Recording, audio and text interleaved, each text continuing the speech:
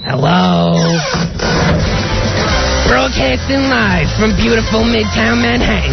We're on a clear night you can almost see Pee-wee Herman's porn house being raided while Cherry's cushions are getting DNA tested, all because somebody was playing Connect the Tots. It's the Ron and Fez Show, and I'm your announcer, Joe Poo. And now let's introduce your hosts, the guys who like Stephen Baldwin, but at this point are holding out for Daniel. Here they are, Ron Bennington, Fez Whatley, radio's Baldwin stop on the LIRR.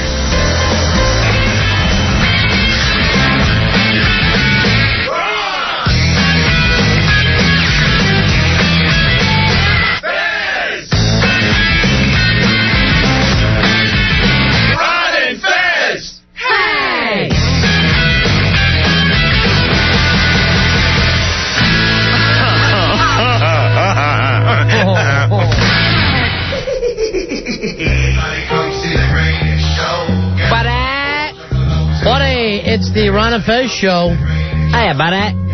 Ron Bennington, Fez Whatley. Hiya. Joe Poo, our announcer, Fez. Hello. Nice announcing, good jokes. I think that we got to send you to a voice coach to make you a little louder, though. Yeah, I thought that was pretty loud. For you, it was loud, but for most people, you don't expect the announcer to be that big, loud energy guy. Right. I strained the vocal cords. Yeah. Put your sack into it. It's Joe Poo. And don't bring up the Baldwins. That whole thing is getting very, very weird and strange. And everyone's freaked out in the hallway. In the hall, yeah, I was just talking with Jimmy Brewer, who was very nervous about this whole situation. I don't get it. I don't understand it. That's the thing. No one understands it. No one knows why Stephen Baldwin does what he does. Right. But apparently him and Brewer are going to have a show somewhere. Well, then they got to get these things worked out. Satellite radio or something. Maybe that's been his whole obsession with us, you know. Gee, what's the best way to do this? I don't know. There's got to be a method to the madness, but so far it's just madness. Right, it's madness at this point. With no method. Methodless madness. And Brewer is seriously nervous. Right. He's headed to Irving Plaza to do a show tonight. That starts in an hour. You want to go? Sure, can we? Throw on a tape and go? We have tapes? If we have tapes, I'm all for it. I don't mean one of ours. Oh. Put on a nice Christmas tape. People would love that. Where's this, we could use this as bumper music tonight. This CD that Earl gave me. That has all the Beatles music by different people. I forget the name of it. Is it from a movie or something? Sam I Am? Sam I Am. Is that what it is? Wasn't she the music director at the Crow? I think so. And then Tripp got that job, and then I don't know what happened after that. You know they're not together anymore? No. Yeah, that's been like a year. Now, she went to work at Muzak, didn't she? Yeah, but then they went up... DC? I think they got caught up in that XM radio weirdness. Right. Everybody's in it but us. Yeah. I got to get a hold of... find out if we can be the reef for the Brewer and Baldwin get-together. Did I just say Broadwin? Broadway. Broadway. Brewer and Broadway. It's Brewer on Broadway. Broadway, Stephen Baldwin. All right, so should be a fun show tonight. We got the Christmas tree lighting downtown, and we were hoping to get Billy on TV. Yeah, Billy Staples wants to head down to the tree lighting ceremony. I guess the ceremony's going on as we speak. The First Lady Laura Bush will be there. Uh-huh. Stay away from her, Billy. Right, and Billy Staples wants to see if he can get on TV as they light the Christmas tree live. What is Billy wearing tonight so we'll be able to see him on TV? It's, I keep seeing pieces of this outfit. Right. I don't know what the whole ensemble's going to be together. Joe, tell him to get the full ensemble, and then we'll turn down our lights, and he can come in and we'll judge whether I heard he does have more lights on him than the Rockefeller tree. Well, see, that's you being mean again. It's mean because he's been stapled. Right. And it's only a matter of time before he thins up. It's just a matter of time. I can't wait. That'll be a party. He brought in his old pants, so they're gigantic. Oh, yeah, his fat guy pants. Yeah. And he actually was able to put them on over the jeans that he's in now. Right. Which, trust me, are by no means petite. Well, they are compared to what, he was before. Right, and he's still able to get these big pants on over his regular pants that he's wearing now. Now, his wife was here tonight, right? Yeah. Because she's going to the Big Eddie Trunk show. That's right, New York Steel. Yeah. All right, so featuring her heroes, Twisted Sister. Twisted Sister going to be boyhood heroes. Now, you and I were invited to the after party. Nice. You're going? I'm going to just try and get off the streets with Baldwin out there. Why don't you take Baldwin to the after party? I don't want him bugging the sister. Yeah, take an afterbirth to an after party. You're tough now. Wait till he shows. You, him, and Dee Snider. Oh, nice. That's a beautiful trio. All right, so here's the Spy Report. For everything happening tonight, you got Brewer and Baldwin playing where, Fez? Irving Plaza. All right, that's going to be great to see those two guys back together. 15th Street and Irving Place. And from what I understand, all the proceeds are going to Large Lou Angel Wolf, but I don't know why. Again? Yeah. Okay. He told me that story and gave me the whole lineup, which you were kind enough not to. And you said there were other people. I heard two. I heard Brewer. Yeah. And I heard Curtain Boy. Yeah. And that's all you heard. Yeah. All right. And then I honestly heard other people. Yeah. Why? No, I don't even want to get into it. I never want to talk about it. Write it down. No, I won't. I refuse. Haven't I lived with enough shame in my lifetime at this point for it not to keep going on? All right, so then we also got this, what's it called, the Steel Curtain Show? It's New York Steel. And we're getting everybody back together from those 4 Super Bowl winners, Pittsburgh. No, not that Steel Curtain. Oh, I wanted to see Lynn Swan. It's Twisted Sister. Mean Joe Green. Stolzworth. And who was the linebacker without the teeth? Jack Lambert. Nice.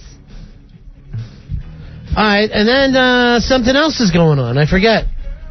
Spy Report. Oh, Don and Mike are bowling tonight somewhere. All right. This is not Twisted Sister. This is supposed to be We're Not Gonna Take It. Well, I don't know why you're taking it off, Fezzy, because I think it's just as good. All right, this is Twisted Sister Hot Love. Again, the wrong CD is in the wrong case. This is from the Love is for Suckers CD is playing. It's the Stay Hungry CD case. And once again, Lucy pulls the football away. That'll teach you, Fez. I don't know why people don't read CDs before they load them. All right, that's more like it. Yeah, that's the big hit that you love. Now, a lot of people wrote to me that they love the Big Ass Simulcast that we did last night. You and I, we weren't too crazy about it. Well, it was Fear Factor Celebrity Edition. The celebrities weren't all that great to begin with, so you just wonder. Yeah, right. But a lot of how many people enjoy watching Donny Osmond along with us? Well, me. I mean, to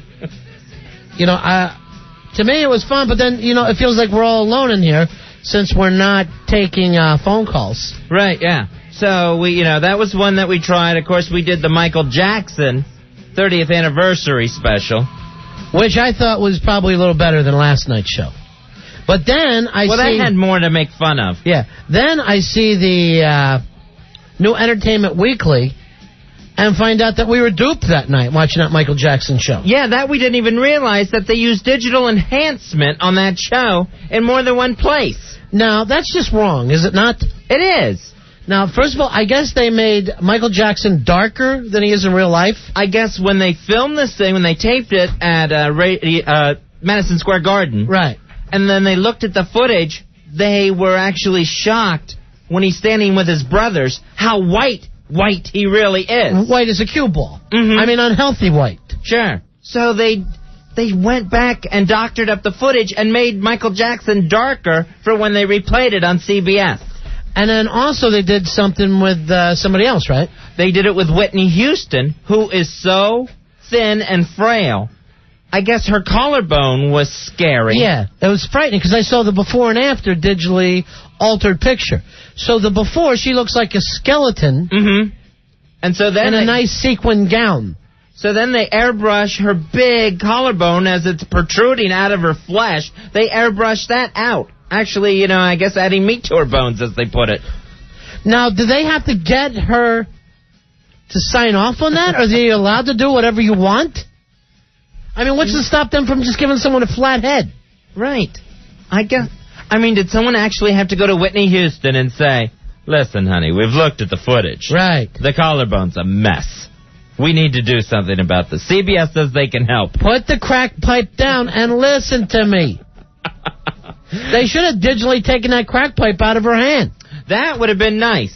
Digitally remove the crack pipe from her hand. Put a microphone in it. That way, when it's up to her lips, people just think she's singing. And then I think it would have been better. I think it would have been a better show. I mean, we got this digital stuff. Let's use it. Yeah, that way you can fix up the whole night. What about digitally put a pud in Michael Jackson's pants? So he's got a bulge there. Give him some sort of bulge. So he didn't have that camel toe I was looking at all night, but digitally enhance a little package for him. Now, I understand that they did digitally make Liz Taylor look like she was awake during the entire show. I thought so. They digitally put in those eyeballs. They put in big Orphan Annie eyeballs on her while her eyelids were shut. That's smart. That helps. Right. That made it a better show.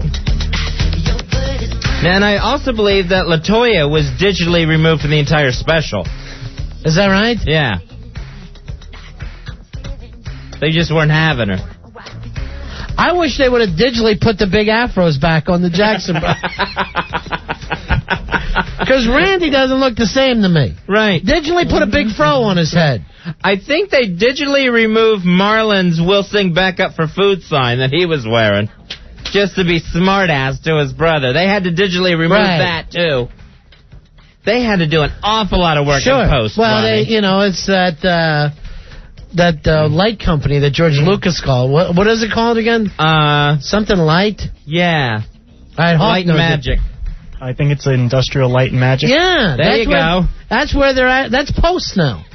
Now, we talked about them, making Whitney Houston look like she's not so thin. Right. Liza Minnelli's people claim the same thing. They say that the producers digitally added 150 pounds to her. I think they thought they had Whitney, and they went and screwed her up. And they kept adding weight to Liza. What's the problem? Why didn't they digitally make it look like Liza was carrying her mom around with her? You would have think they could have digitally given Liza a good hip. One good hip. That would have been fun. So it didn't look like she was just leaning like the Tower of Pisa out there. I thought they actually did that on a cruise ship. She leans that way anyway. For some reason, I think when they gave her the new hip, I think it's a couple inches shorter, and she leans. See, the first thing I would do is put some newspapers in my shoe before I went out to do my song. The woman tilts to the right. Hey, Paulie, you're on Around a Fez. Paulie. Hey, what's up, boys? Yeah. Yeah, I heard CBS digitally put in an audience because no one actually wanted to go to that crap. So that's where they got those crying... That's how they got the sellout. The crying people. Yeah. Oh, okay. So, believe me, if I was at that show, I'd be crying too. Let me out. Let me out. Now, when Rod Digger was on stage performing with some of the other acts there, they actually had to digitally trim her nappy dugout. They digitally did that? Uh-huh. It was hanging below the skirt line, and they had to digitally trim that off. All right, I'm reading some of our instant feedback. Sketchy said they had to digitally remove duct tape from Macaulay Culkin's mouth and wrist. He asked that they digitally add in some pubes for him. That's what he was hoping for. All right, blind. Well, a few people have written in things that we can't say, that they digitally took out a little Billy Gilman's mouth that belonged to Michael. But I did hear that they had to digitally remove, when he was done singing Ben, that little Billy Gilman. Yeah. He was found laying on... I heard that. That's a rumor I heard. Bleeding from the ass? Why? I don't know. Oh, you don't think? Oh, no. No, you don't. No, he's all better now. You sure? Yeah, he doesn't do that. I guess he could. Pee-wee had the video. Pee-wee's asking for a video of the Michael Jackson stuff. Did they digitally remove the second wife, the fat nurse, from pounding on the door trying to get her children back? I think, yeah. She was trying to rush the stage, and that took a while to digitally remove the fat nurse. And then what they did was they put in 100 people as part of the audience there to fill up that space. She was just banging, screaming, "All you gave me was $1,600. Now, they actually digitally removed Michael Jackson's children in the audience. They were holding up signs saying, "Help, we're being held hostage by a pasty-faced maniac that makes us bathe with him."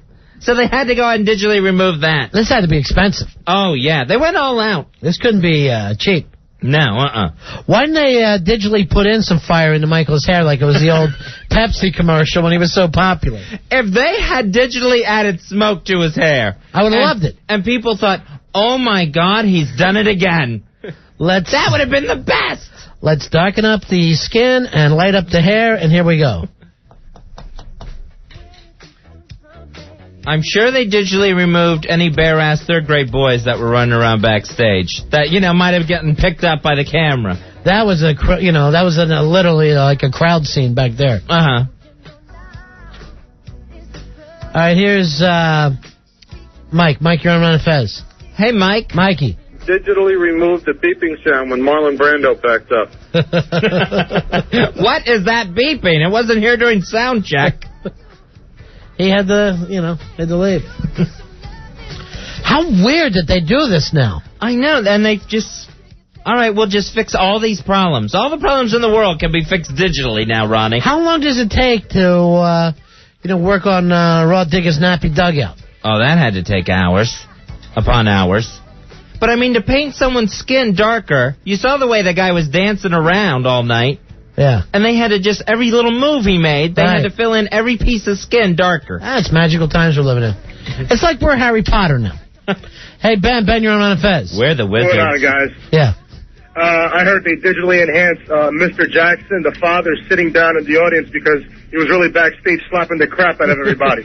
Yeah, they digitally removed him giving Janet a good whooping. He was like, "You do that again, you're never going to be on Ed Sullivan. What's wrong with you, boy?" All right, great impression. He stands there, Fezzy, with a little change thing in front of him, like the old streetcar vendors had. He calls Michael Dollar Bill. That's his nickname for Michael. Oh, where's money? Where's Dollar Bill? Molly, you want to shut the F up and just get money over here to talk to me? Justin, you're on Ron and Fez. Hey, guys, how's it going? Hey, buddy. Yo, I applied for a big-ass card, but I haven't got it yet. Okay. Can I get a hoo-ah? All right, there you go. Hoo-ah! All right. Yeah, they had to digitally add a nose onto Michael Jackson because he's had so much plastic surgery, the real one fell off. They actually could have digitally put in a bigger one. I remember being a little weirded out from that night. Thanks, guys. All right, that's it. Yeah, the nose kept falling off all night, so they had to keep replacing that digitally. I know he still has the nostrils, but he doesn't seem to have any nose cartilage at all anymore. Because he's used to Macaulay Culkin's Roman helmet blocking it off. That's what he uses as a nose now, the Macaulay Roman helmet. I wondered about the blonde eyebrows. Did you notice that he actually looked like that movie Ants? Okay, yeah. You know? I know that movie. He has that weird movie Ants. He looked like one of them for no apparent reason. Which was also digital animation. And it seems like with all the work, he can't do a facial expression anymore. No, it's just one look, because the eyes seem to be sinking lower and lower. Right. Everything's dropping. Right, scary looking, isn't it? Yeah. Hey, Tom, you're on Ron and Fez. Hello, Tom. Hey, guys, what's going on, buddies? Buddy. Hey, they had to digitally take out the monkey that was sitting on Michael Jackson's lap during the show. That wasn't a monkey. Oh, no. Oh, yeah. Hey, Fezzy, I got something for you. What you got for me? Hi. Hi. Great impression. That was phenomenal. Oh, I'm sorry. I thought I was talking to myself for a minute. Again. Hate it when that happens. Hey, Jimmy, you're on Ron and Fez. Hey, Jimmy. Hey, what's going on, Ron and Fez? I was just curious if they could have digitally enhanced a little bit of talent in there. That's mean. The guy can't dance, can he? Yeah, he can dance. He dances in Macaulay Culkin's pants. The pants dance. All right. Yeah, he does the backdoor dance. All right. Thanks, man. Hey, on the instant feedback, Pantera writes in, I heard that they digitally removed Webster because everyone thought he was Bubbles. White people are so scared of black people. Pantera, that's wrong. And Pantera, why aren't you at the big Steel Curtain show tonight? Right. Twisting with the sister. Why aren't you there? Now, when he did Billie Jean, they left in the sequin glove. We all saw that. Right, I did see that. You saw where that was great. He put it on. So they left that in, but they digitally removed the child's rear that Michael made it appear from. He took it out of a kid's rear. Mm-hmm. That's wrong. Yeah. Oh, it's awful when he does. I don't, he's Michael Jackson. Who's going to tell him no? Oh, I couldn't. I wouldn't have been there. No. Sad, really. Here's Jeff. Jeff, you're on Run of Fez. Hi, Jeff. What's going on, boys? Hey, buddy. Yeah, I heard they failed at putting some digital stuff in. They were trying to put in some digital heterosexuality, but they just couldn't do it.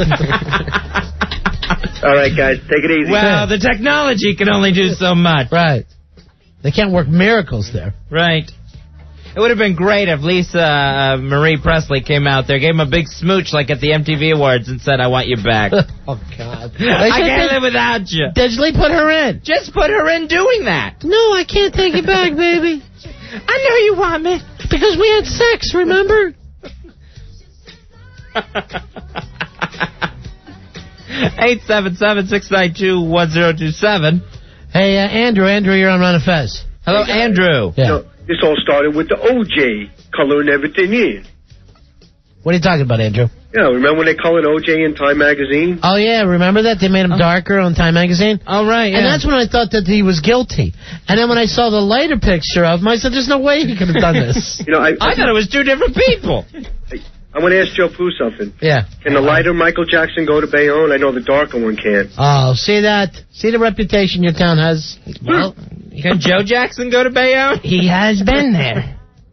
Joe Jackson? Yeah, he was in the diner last night. Seriously. What diner?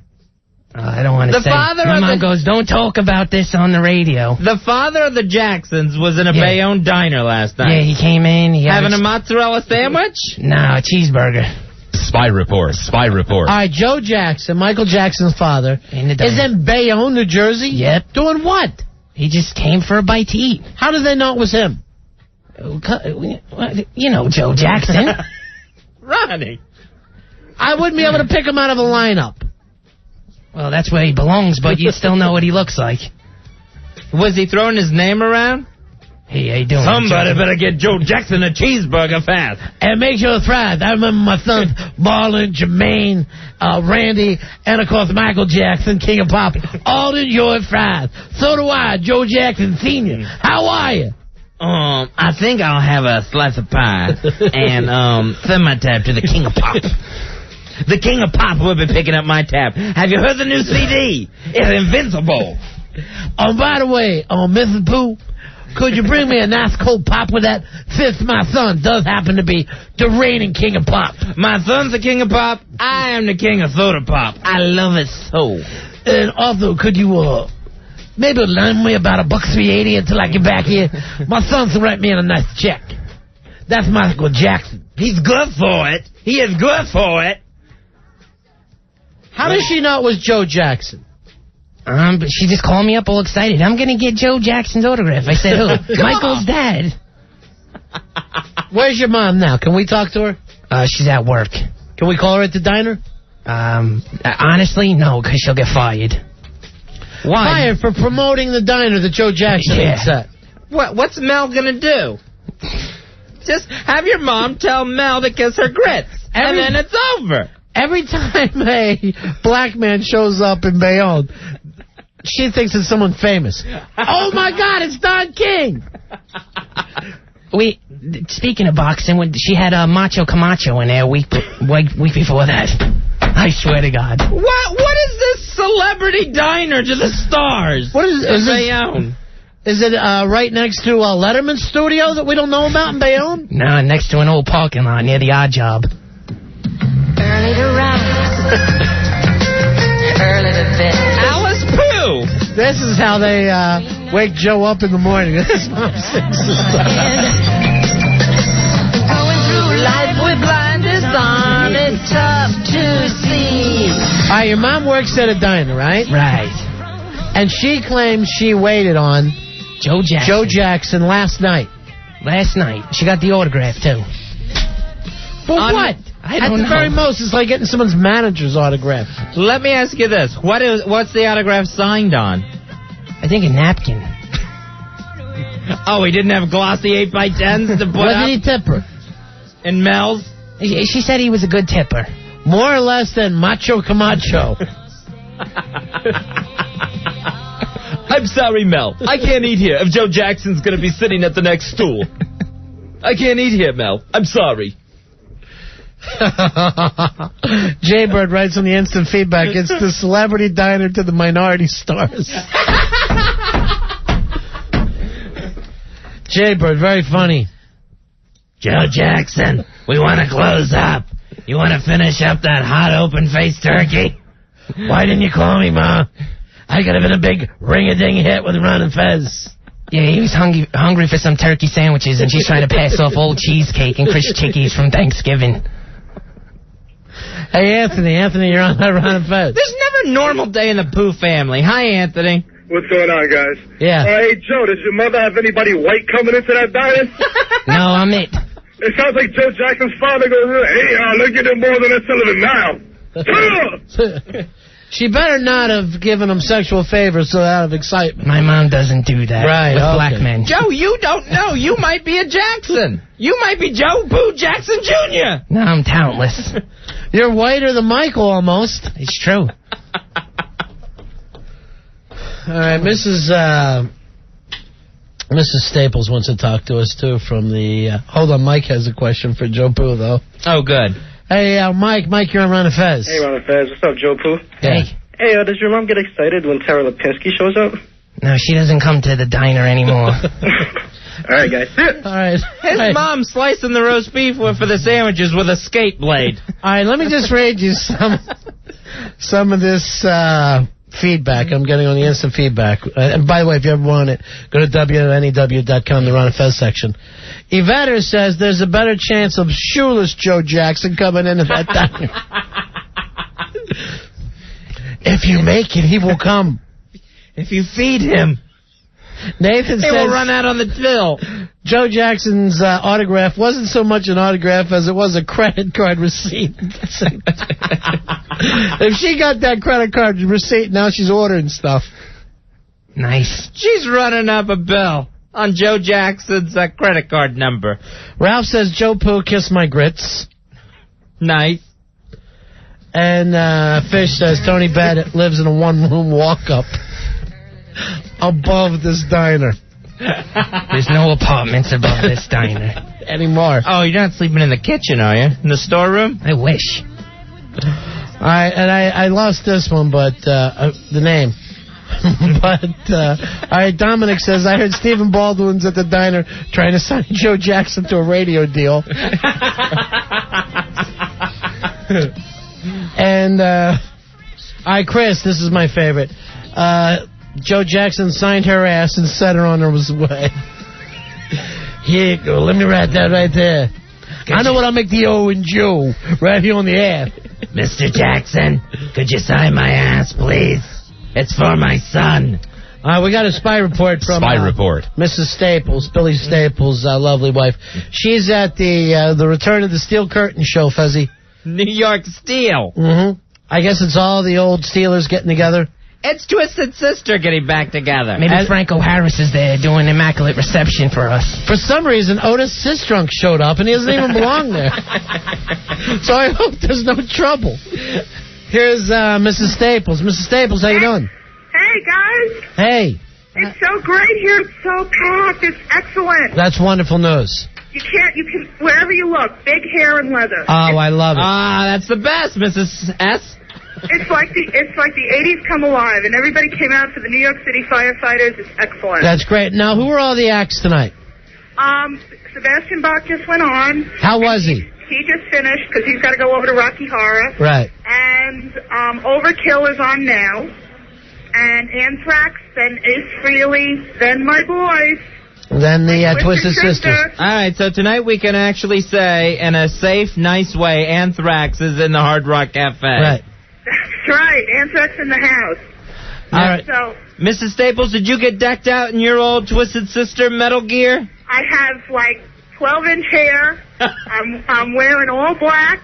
I got as much eyeliner as like Tammy Faye Baker eyeliner. Is that a Twisted Sister pin on your shirt? Damn straight. All right. So, Sebastian Bach, what songs did he do?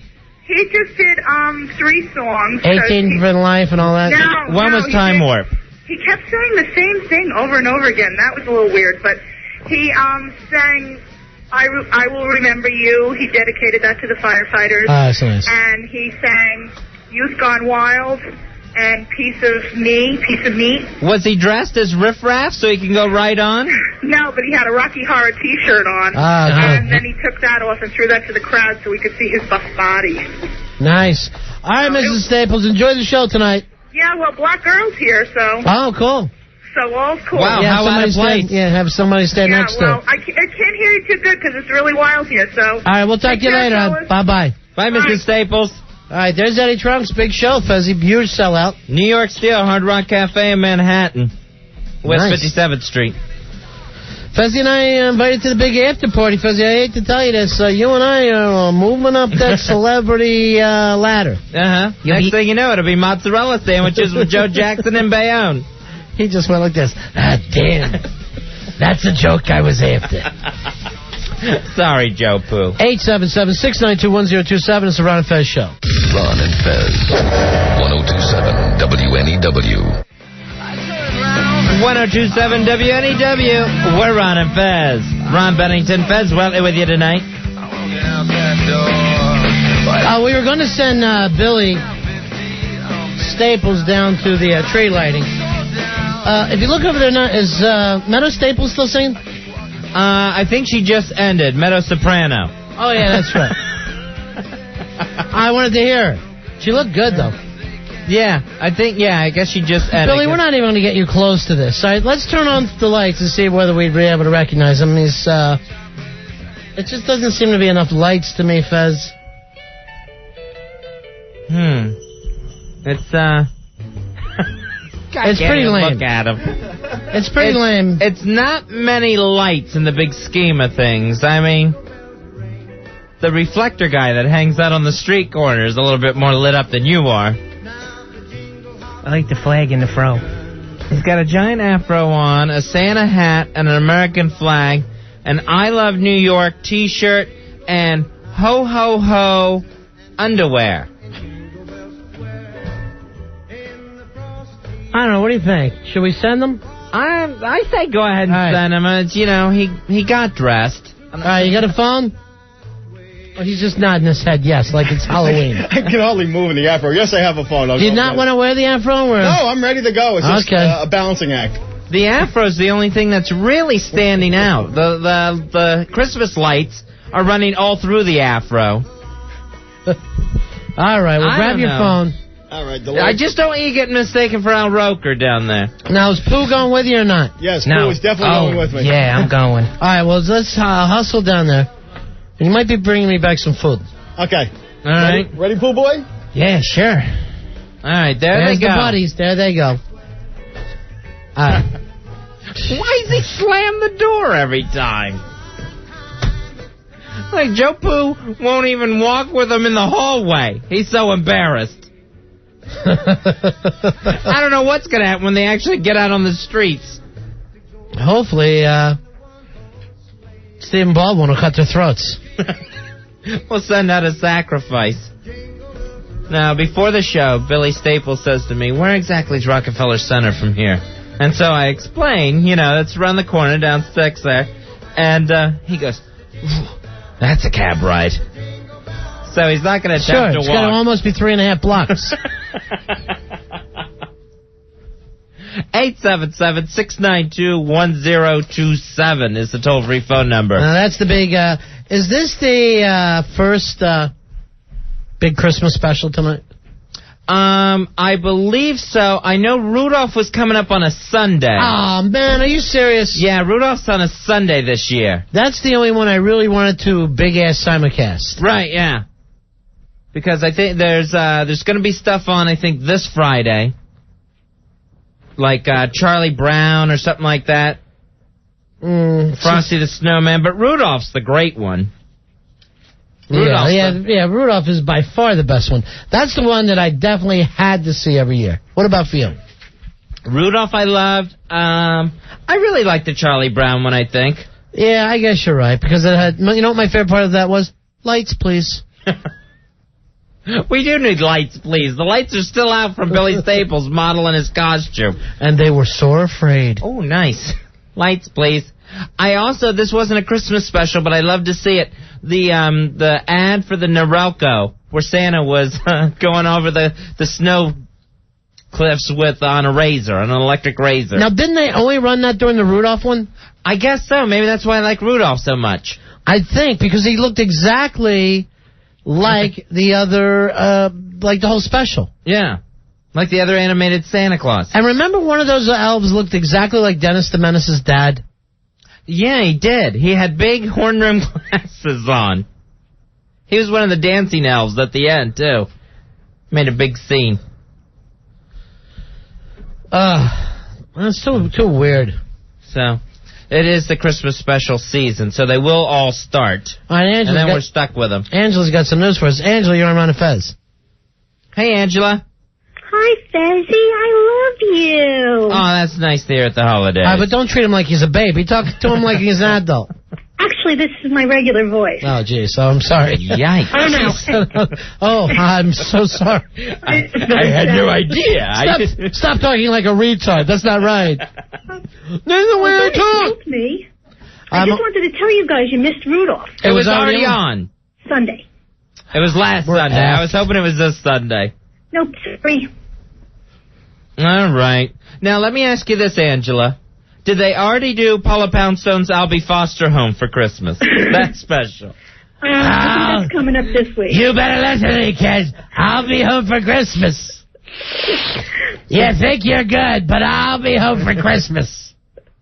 And I'm going to lick some candy canes. Not one I want to see. I don't know about you guys. All right, thanks, Eddie.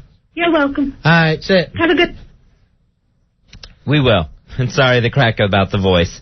Hey, Bill, you're on Ron and Fez. Hey, Bill. Hey, how you guys doing tonight? Yeah. Now, it isn't Christmas without the Neil Diamond Christmas special. I'm a Jew, a lonely Jew, Christmas.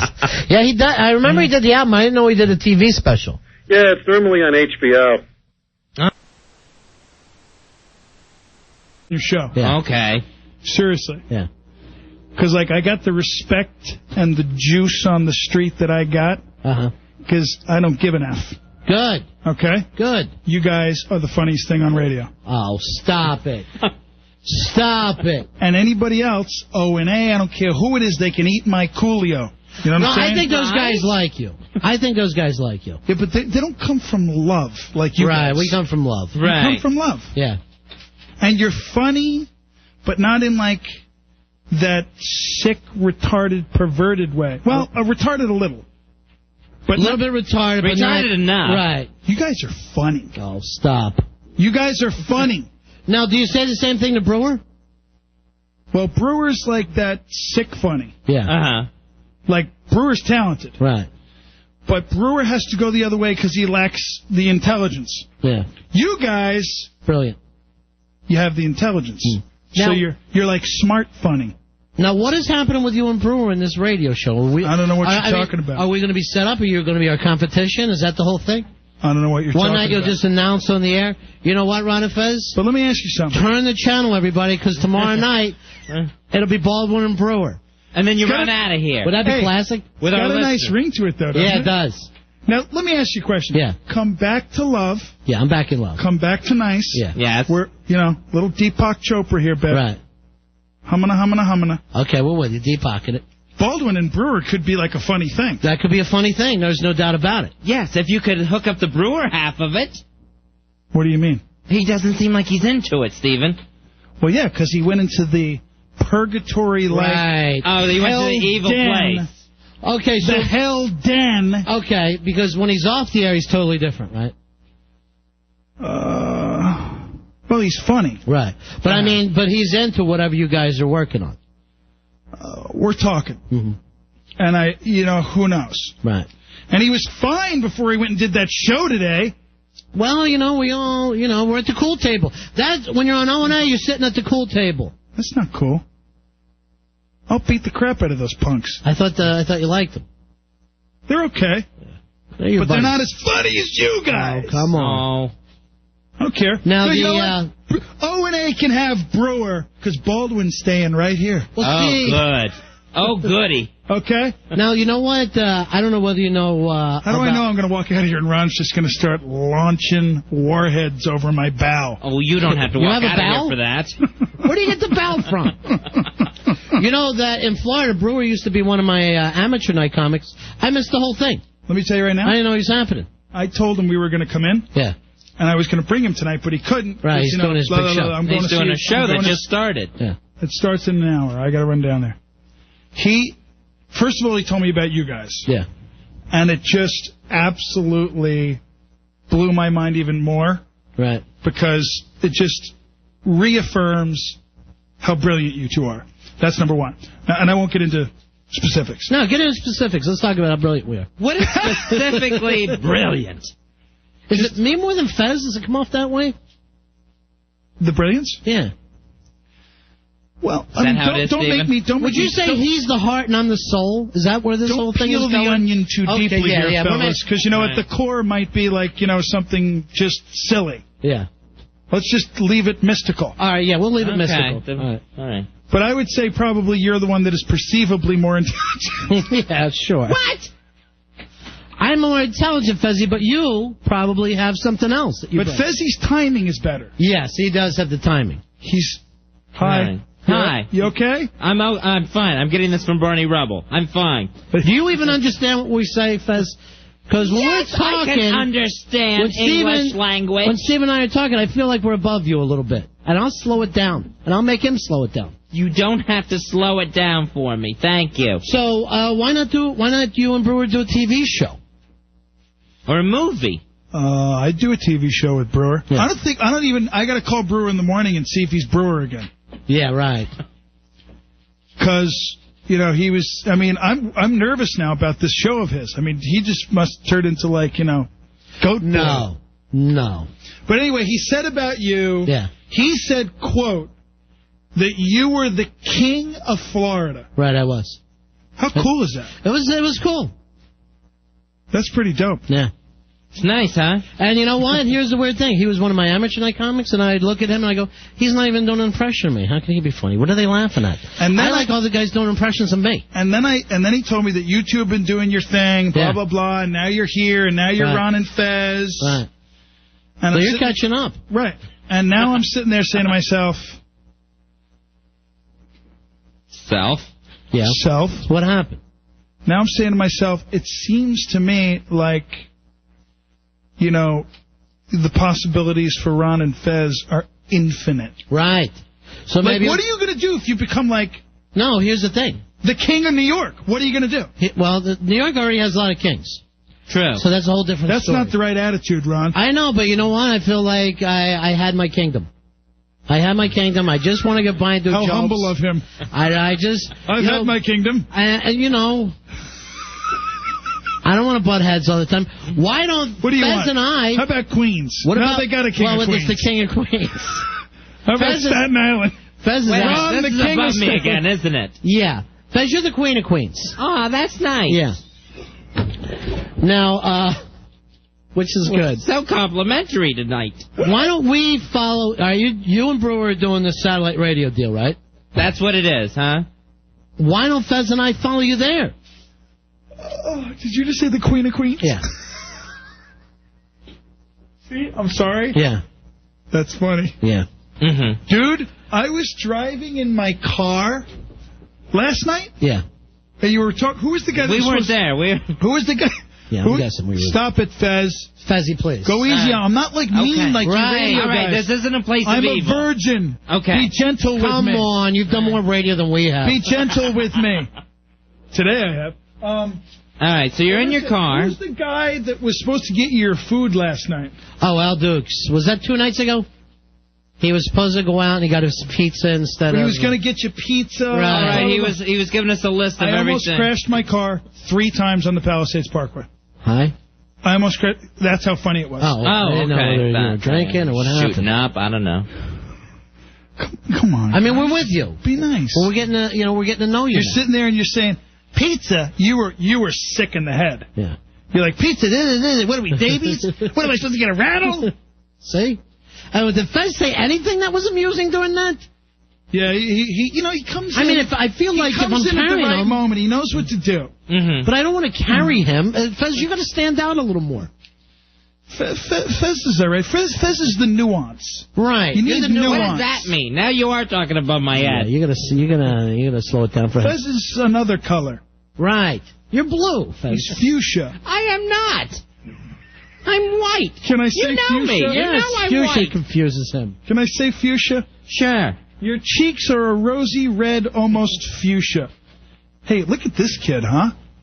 What an accident. Oh, is this penthouse girl today? What an accident. And she wanted you. I was listening to that. She wanted you. Yeah, she wanted to get a Stephen Baldwin hug. I gave her a hug. And kiss. No kiss. I ain't kissing nobody. Look at these photos of this kid. She's someone. I mean, you don't get to be pet of the year. Oh, that's an interesting angle.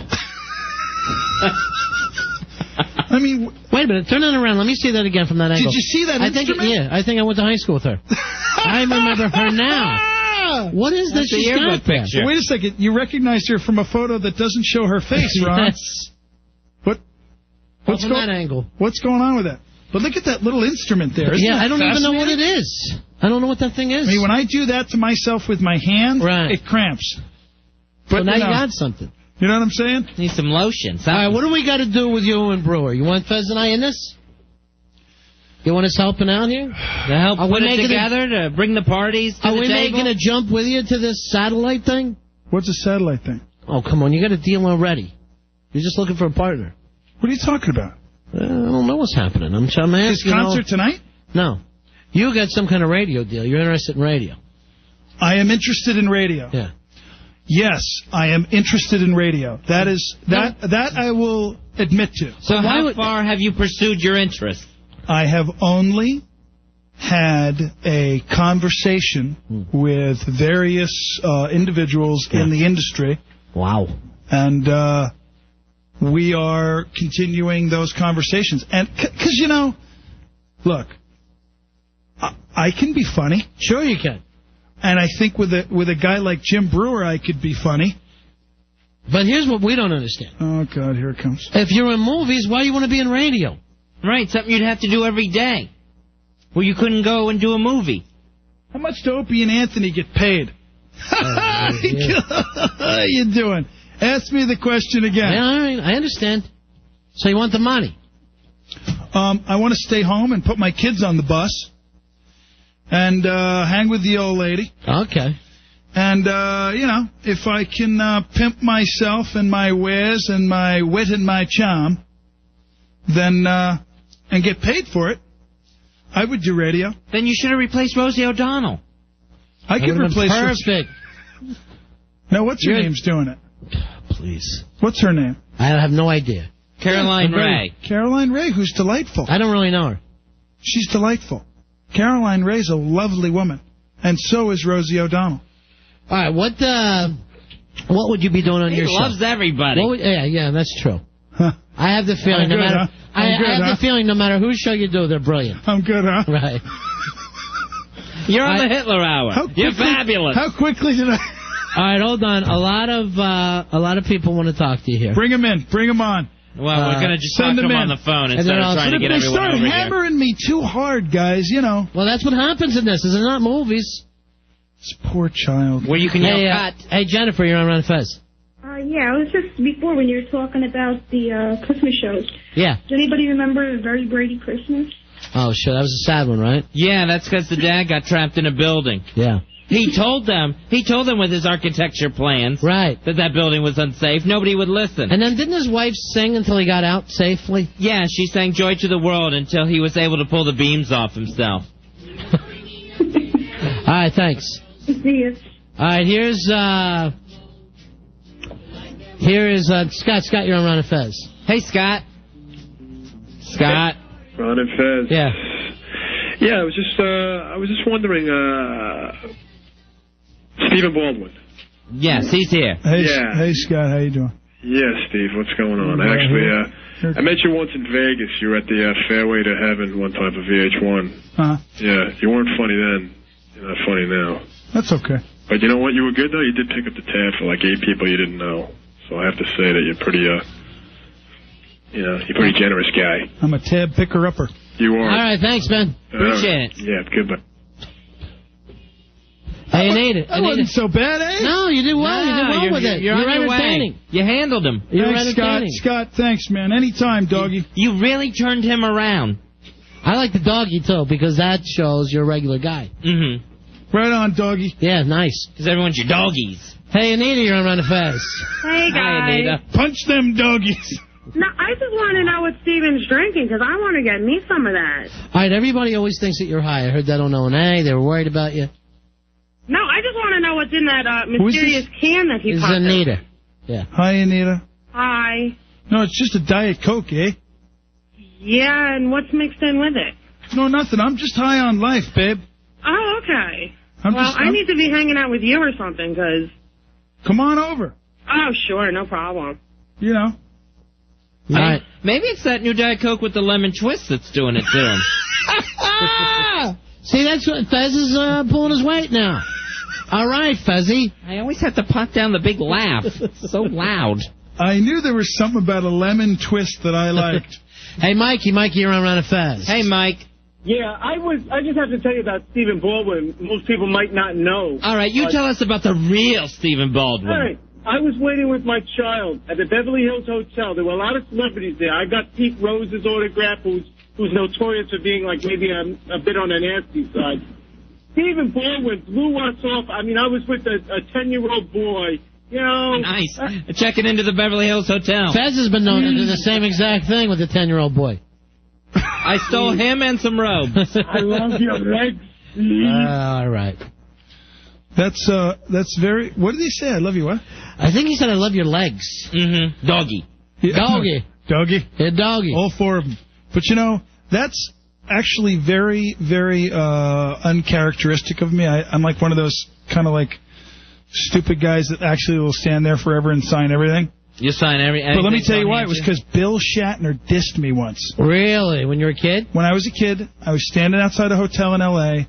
Bill Shatner came out. I said, "Excuse me, Mr. Shatner, I just wanted to..." And he looked at me like I was, you know...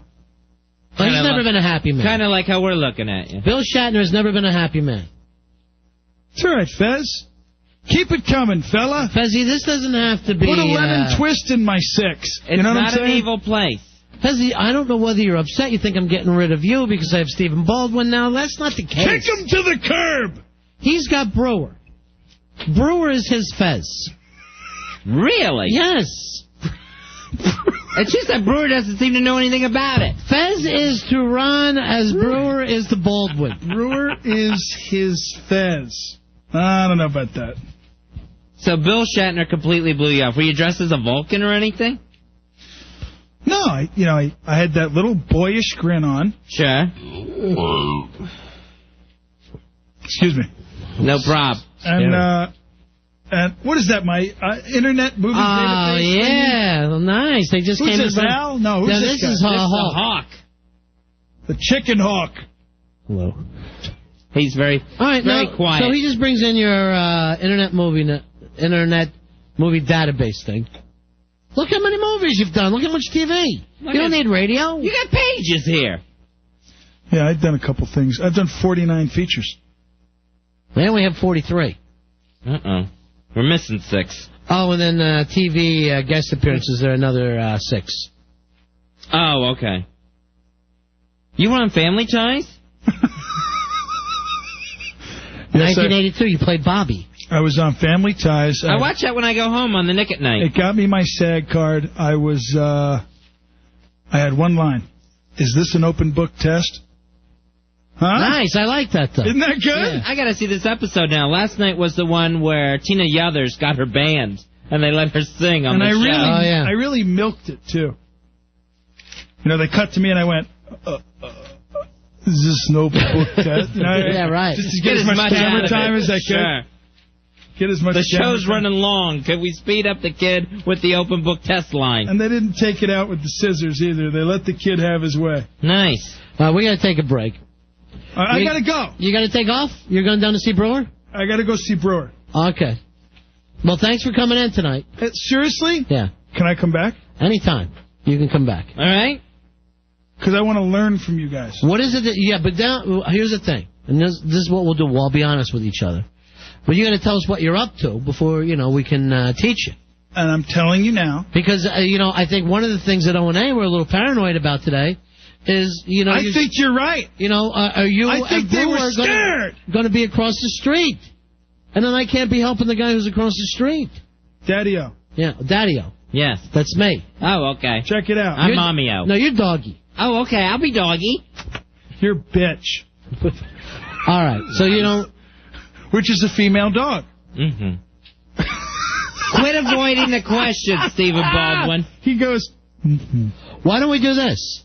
When we're going to take some time for Christmas, we turn the show over to you and Brewer.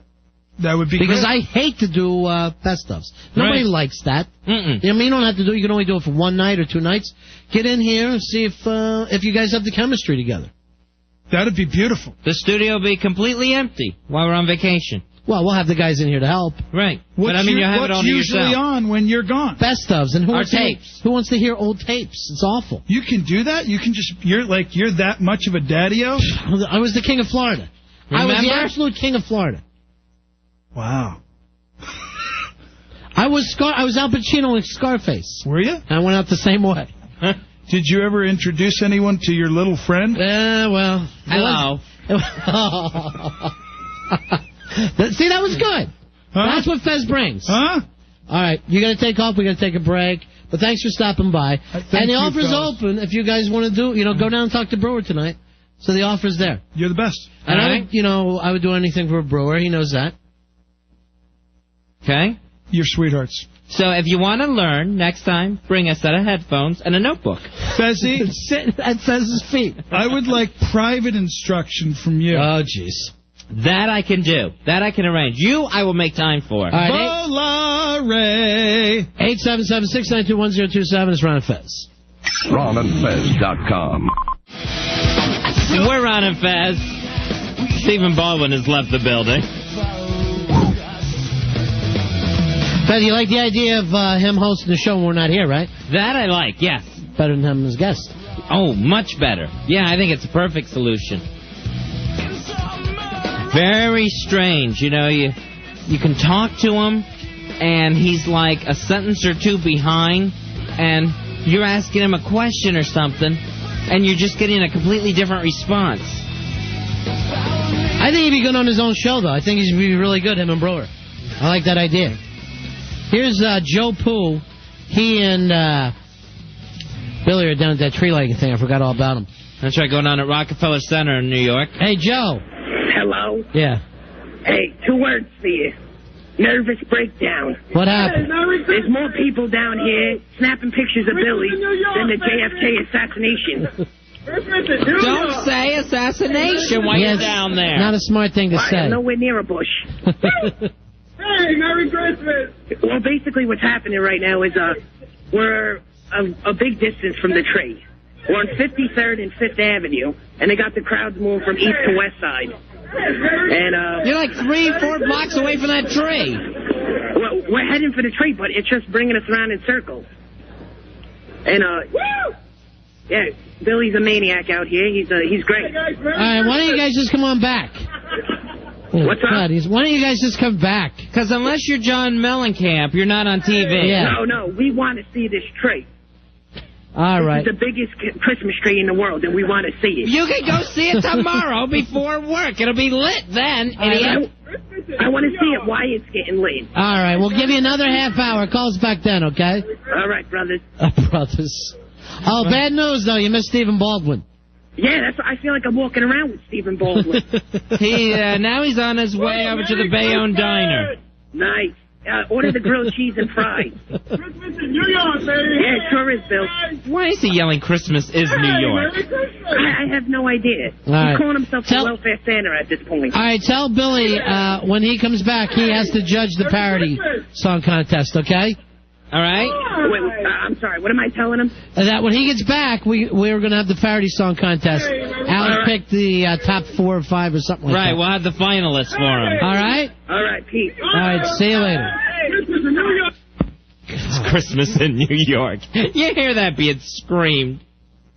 You got one guy out enough of a crowd looking at him. The other one who wants to hide under a rock if someone stares his way. It's nuts, isn't it? This is a wacky night. It's been wacky all day. Well, and Joe Poo is just out there lost in a crowd. Now, by the way, Fezzy, we're like the 3rd show that Baldwin did today. Yeah. I think he did Howard, he did O&A, and now us. So he has spent his day getting in and out of radio studios. Now, you normally do that if you have a movie coming out. Something. But you don't do it for no reason, do you? No, I'm looking at the IMDb list for Stephen Baldwin that Hawk was gracious enough to bring in right under his nose. And Slapshot 2, Breaking the Ice, that isn't coming out till next year. That sounds great. Slapshot 2? Uh-huh. That's one of my favorite movies, Slapshot. Yeah, so he's in that. And he's got another film coming out called Dead Rock Star. Which all sounds great. That's going to be excellent. They're just... I can't believe how big it is. Now, when this Slapshot 2 comes out, who else is in it? Have we checked that? All right, go ahead. Back to the IMDb, Hawk, and bring up Slapshot 2, Breaking the Ice. Because is Paul Newman coming back? That's what I'm looking forward to. Well, Hawk, you can just click the link there, buddy. I know, it's hard. You remember the 3 brothers in Slapshot that all skated together and wore the glasses? I can never think of their names. I think they're the Dudleys. That's who the Dudleys are based on. Right. Did you know that? Hey, Mike, you're on Ron and Fez. Hey, Mike. Mike, how you doing, buddy? Mike? Yes? Buddy. What can we do for you, Mike? I'm looking to win a DVD. My friend, you were the first caller. Cool. All right. All right. I don't have one yet. You got yourself a Samsung DVD right now. All right. And if I had the plug again tonight, I would read it to you. All right. Hold on, buddy. All right, man. Congratulations, Mike. You're picking up that Samsung DVD player. Samsung, the makers of fine DVDs. Samsung and CompUSA want to show you the latest in digital technology. Visit the new Samsung store at the CompUSA location in Manhattan, 420 Fifth Avenue, and experience the latest digital convergence products. Brought to you by Samsung and CompUSA. Fuzzy, you know I don't know why I can't have this every night. Yeah. Now, from what I understand, that thing did not play during O&A today. Because they don't want to play promos. Right, they're so... their show. Yeah, when they go to a commercial break, they're backlogged. So if it's only playing during Don and Mike, which is a full, 5 hours before we play the contest, why do it? Exactly, because, who's going to be able to remember it that long? 5 hours, it's out of sight, out of mind. Please. Even I forgot all about it. We're going to take a break now. When we come back, maybe we'll start and play some of these parody songs. Okay. And see who wins that. What were we giving away for that? That was the MP3 player. All right, we'll talk about that. I think we got 3 or 4 that Al picked out as the very best. All right, we'll check out the finalists when we come back. 877-692-1027. Hanson Brothers, thank you very much. The instant feedback always beats the producer, the roving producer. Hanson Brothers, thank you. That was driving me nuts. We are the Ron and Fez Show. RonandFez.com.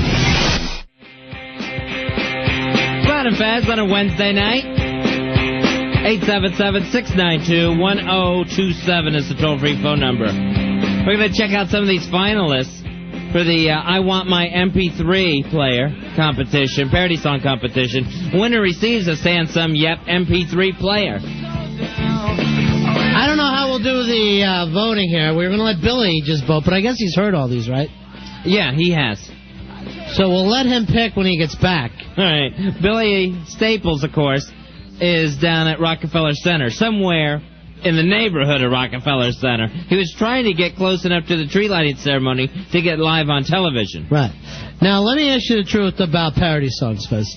Has one ever truly made you laugh? You know, I take it back to the king of parody, Weird Al, and I never fell out listening to Weird Al Yankovic. Yeah. Well, we used to have a guy, Fast Eddie, in Florida, used to do funny stuff for us. Mm-hmm. But I don't know whether maybe that was just because I know him. Right. I think maybe if you don't know the guy, it doesn't seem as funny. The thing with Fast Eddie was, just like his name implies, he was fast, so it was always funny to hear something instantly get turned into a parody. I know. We've always been looking for a parody guy to be on our show because, like, when we were just doing a bit with Stephen Baldwin, we were talking to him, Eddie would suddenly come in with a song about us and Stephen Baldwin during the conversation. We would just play it as bumper music. And it kind of made sense to us. So we're saying it now, but like even with Billy and Airsick, we go, all right, we want this song, and we get it like 4 days later. And we're like, what were you talking about something? Oh, yeah, you know, that happened 4 days ago, yeah. Why can't we have an in-house guy that does music? Why isn't there anyone in New York that does music? You would think there would be. Right. A place the size of New York. There's got to be 200,000 people that live in the tri-state area, maybe even 300,000. You would think one of them would think, oh, I have a little keyboard or guitar, and I would come in and do music for you guys. Yeah, and we're not looking for symphonies here. Just some guy that can produce, play, sing on the fly. Yeah. And, you know, crank out a 30-second ditty. Yes. What's the big deal there? Well, you know we have an open-door policy. Obviously. You know that tonight. Stephen Baldwin got in. Let me ask Hawk this. Hawk, you're from Queens. Why no musicians in New York? What happened? The Ramones? I think it's New York, such a big market, such a big town, a lot of... The people have the skills, but they also want the money. They don't want to just like... But no one has even come in and said, I'll do it from big money. Right. We're not saying we don't... True. You know, and we could turn them down, but we never seem to find that musical guy. That's just always thinking musically. And could just, you know, say, here, Ron and Fez, here's the song. Rory Hampton's got a big family. Not one of them plays ukulele? You would think. They wear those coonskin, you know, coats and drive their Studebakers to college. What could be funny to Yale. They're always yelling boola boola. You think one would have a ukulele? I think his butler plays instruments for them. Hawk taking a shot. All right. Hawk, you're as mean-spirited as anybody. Yeah, you don't think he listens or watches, but he sees everything. Hell yeah, he's got it all. He's tuned in. All right, so I believe we have 4 finalists that Billy Staples is going to choose from. Good. All right, let's... All right, I need either Al or Rory in here. Yeah, let's get Rory in. Let's bring in Rory Hamptons, the heartthrob. So we know exactly what we're playing. And then people, you know, Billy Staples is going to be the ultimate judge when he gets back and takes off his giant afro and Christmas light. The whole bit doesn't make any sense and went nowhere. And I go, you're not going to get on TV. Why send them? We lost 2 guys tonight. Mm-hmm. That we put out in the streets. And one's crying because he saw a crowded sidewalk. And the other one's glad-handing everybody. Roy, do you know what we have here? Do you know what we have lined up? Yes, I do. All right, now what do we have? 3 or 4 that you picked as your top ones? We have 4. 4. And you said a lot of the other ones almost unlistenable. There was a couple, that was... Terrible? Oh, yeah. And then some of them you said had bad production, you couldn't even understand it. Right, correct. RonandFez.com. Let me ask you, because I know you come from a very wealthy family. Why in the tri-state area of New York, there's probably 300,000 people, can't we find a decent musician who can crank these songs out? I don't know. I mean, nobody has a friend. Nobody has a cousin. I think they're all trying to make it in bands. That's a big thing in this tri-state area. People are always trying to, become part of a band. Well, this is a way of getting your stuff on every night. Yeah, that's true. Yeah, then you get to plug your gigs. That's right. Fast Eddie used to do these things. Thousands of people would show up. Mm-hmm. He'd take his band out on weekends. Eddie and the Idiots. Jeez. That's so stupid. I hate radio. It's so embarrassing. One time they opened up, what was it for? In Miami. Like I would know. Oh, God. Onyx was on the card. So it was all, rap acts and everything. And here's a very white Eddie and the Idiots out there. Oh, was that Ice Cube? He opened for Ice Cube. Ice Cube, that's who it was. All right, let's hear these effing songs. All right, Roy Hampton, you come over here and you explain which one is which. Who's going first here? All right, the first one we're going to do is one that we've all heard his stuff before, is Paranoid. Oh, Paranoid? Yes. Yeah. Now, Paranoid, the problem with him is he lives too far away, right? Right, he's down in D.C., so... And also, he doesn't tie his shoes. And that made everybody a little nervous. That creeps me out. I don't know why. It shouldn't. Because he had just the laces. He has the big boots, like work boots. Mm-hmm. The laces were flopping, and then the tongue is going up and down. Well, I'm always afraid someone's going to trip or get caught in an escalator. Tie your shoes. Right. That's what makes me nervous about it. All right, now this one was written by Pantera, and it's a Nirvana song. This sounds like behind the music. It's getting so big. It's to the song About a Girl by Nirvana, and I believe it's about Al being gay. Oh, okay. All right. Now, were you supposed to play this, or is Al going to go into another crying jag and run his shoulders into the doors and then not talk to us? You want me to lock the door? No. Like he could come in here. Like he could open that door by himself. All right, here's the first entry. It's Paranoid. With a real big bag, he already kissed a man. He won't even get in that damn big bag. He's fast. Really a queer. Can't even bottle a beer. He can't stand you every night. Please, how good. Staring into space, how to change your taste. I'd rather eat a shoe than sit here and listen to you. It's just a fast flow show. You look like Forrest Gump. Can't stand you every night. How good. All right, I know my vote doesn't count, but nothing could possibly beat that song. I love that one by Paranoid. Paranoid nailed it. Now, you said Pantera helped him? Yes, I believe Pantera actually wrote it. So Pantera is like his Bernie Taupin. Okay. Exactly. So they're going to have to fight over who would get the Samsung Yep MP3 player if they were chosen by the Judge Billy Staples when he gets back. But how can anything beat that song? It was refreshing. It's a ditty. It makes you really snap your fingers and tap your toes, doesn't it? I kept pointing it out during the whole thing. Mm-hmm. And laughing and mocking. All right, what is the next entry? Of course, if you have an opinion, 877-692-1027. If you don't have an opinion, 877-692-1027. It's so hard when there's so much talent. Right. All right. This next one was sent in to us by Stephen St. Jude. This one I was a little unsure of. It's kind of an Eminem parody. Oh, geez. See, I already got a problem with that. Right, but it also goes along to the Cops theme song, Bad Boys. So it's kind of a mix of the two. It's kind of like Eminem singing. All right, hold on. The hotline is ringing. I think that's Joe Poo finally with the big payoff of the tree. Oh, good. Is that Joe Poo? Then you got to get off the line so I can put him on here. You've got to put him on hold in the other room. Right, you don't need to spell it out for me. I got it. We know how to spell poo. Right. Hey, Pooh, you're on the air. Hello. How are you, buddy? We're like we're in front of Radio City. We got to see that tree. But that's about it. All right, I want you guys to come home because the bit didn't work, and we're in the middle of this other thing. Right, and you're wasting batteries. I'm sorry, but just at this point, I'm praying for... Stupid thing to do. What an idiot. You know, Rory, if you wanted to dump out of that, that's up to you. That's just on taste. I know. Just pure taste. Well, the mayor and the first lady are standing on a stage together. Two American heroes. Idiot says that. Steve, you're on Run of Fez.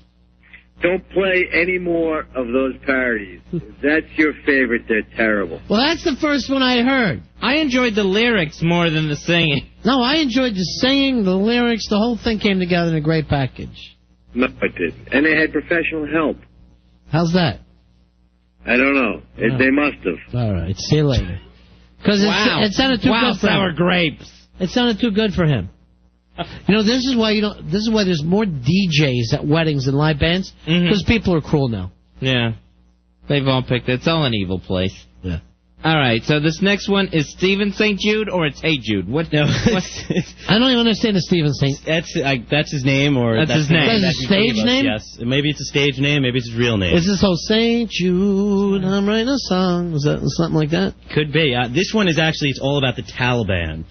It's kind of like an Eminem, like being angry at the Taliban type of thing. So it kind of speaks for itself, I guess. All right.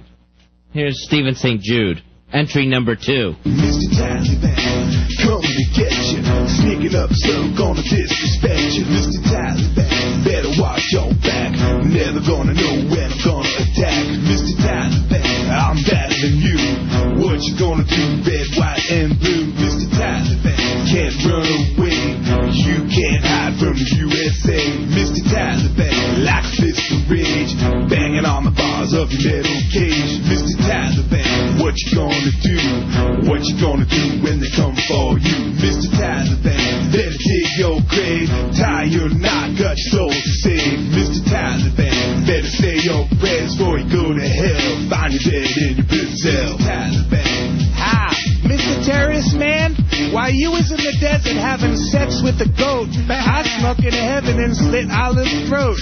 I found all your virgins, screwed them real hard. Started smoking cigars, drinking, played some cards. Then I got bored and I f***ed them some more. Made them cry out my name, all four on the floor. I found your stash, stole all your hash, pissed on your poppies, ripped off your grass. So good. Now your virgins don't want you no more. Like my American style. I give them what they want, I make them smile. I moved them all to Hollywood, now I trick them on the streets. They make me lots of money, now ain't that sweet? Now one day I might give them back when they old, smelly, nasty, big and fat. Yo, get rid of them. Mr. Taliban. All right, Mr. Tallyman. I love it. All right, now Fez and I purposely didn't hear these. We let you guys pick it up because I never want anybody to blame us. Yeah, we're not judging this. But that thing was great. That was finalist number 2. Now, I don't understand the St. Jude connection there. I don't know. I thought it was Danny Thomas putting something together. Dave, you're on Run of Fez. Hello, Dave. Hello, hey. Yeah. How you doing? Good. What can we do for you? I think those songs are okay, but the definitive song about Al has already been written. What's that? And it goes, I remember finding out about you. And that's it. All right, see you later. I didn't even understand that. Huh. Now, true, that last entry, that second finalist, did not mention Al was gay anywhere in it. That could hurt. Yeah, but we didn't say that. We didn't put that in the rules, so it's our own fault. Hey, Will, you're on Run of Fez. Gentlemen, please bring back Stephen Baldwin. I'm losing my mind. Please. People can be so cruel. Craig, you're on Run of Fez. Hi, Craig. Hey, guys, how you doing? I love that number 2 song, especially that rap towards the middle. Yes, you kind of broke it up with a rap thing. Putting Taliban women out on the street to go to work. I'm going to tell you, the first one was okay, but I think the MP3 player so far goes to number 2. All right. All right, catch you guys later. All right, so there is some excitement out there. We're picking up real excitement about the contest. Here's Big Jim. Big Jim, you're on Run of Fez. Hey, Big Jim. That last Taliban song? Yeah, the Z Morning Zoo called. They want their material back. Oh, it's just cruel. It's just cruel what people can do. See, that's why we won't get a parody guy. Right. Because nobody wants to put up with the nightly criticism. Right, and look what happens to Airsick every time they turn in something. My vote goes to Pantera song. All right. I don't know if you get to vote, though, I don't Jim. think That's you the have thing. a vote. Well, I'm expressing my opinion, though. All right. Don't yell at us. I don't know. I mean, I'm not... You know, we don't even have Billy in here now, but that Taliban song was great. Yeah, I thought it was pretty good. It was a little long, but... I couldn't get enough of it. I wish it was longer. I don't know where you could shorten it, though. You know, I heard you say the same thing about Thick as a Brick by Jethro Tull. And if it's good, it's not too long. That's what I'm saying. Hey, Alvin. Alvin, you're on Ron and Fez. Alvin! Hey, guys. Yeah. What can we do for you? I just want to say, if Kurt Cobain was alive today, this would have been the night he would have killed himself after hearing that song. It was horrible. You can't blame Kurt Cobain's death on a couple people trying to win a MP3 player. Right. That's wrong to do I don't even know if they had MP3 players when Kurt Cobain was alive. They didn't, and that's one of the reasons I think he did die. Really? Yeah. Oh, well, guys. Plus, I think he was murdered. Really? His wife. Courtney Love? Yes. Yeah, you know. Allegedly. I saw a documentary. I've had my suspicions. You know, she's not well. Yeah. She's not. She can say she is, but she's not. Look at sick. her. Look at her. Twisted. I feel sad for the baby. Heroin baby? Yeah. Sad. All right, we got more of these, right? Yes. We have number 3. Oh, we're numbering them. Yes. Good. All right, finalist number 3. Correct. This is by 40-Second Delay. All right. The song's called Bayonne, and it's to the Roadhouse Blues by The Doors. Okay. Keep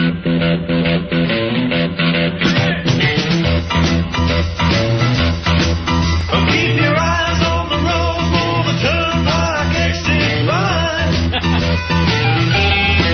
Yeah, you know you've arrived. There's the burned down carbon sign. Oh, we're going to Bayonne now. Hope you got the tetanus shot.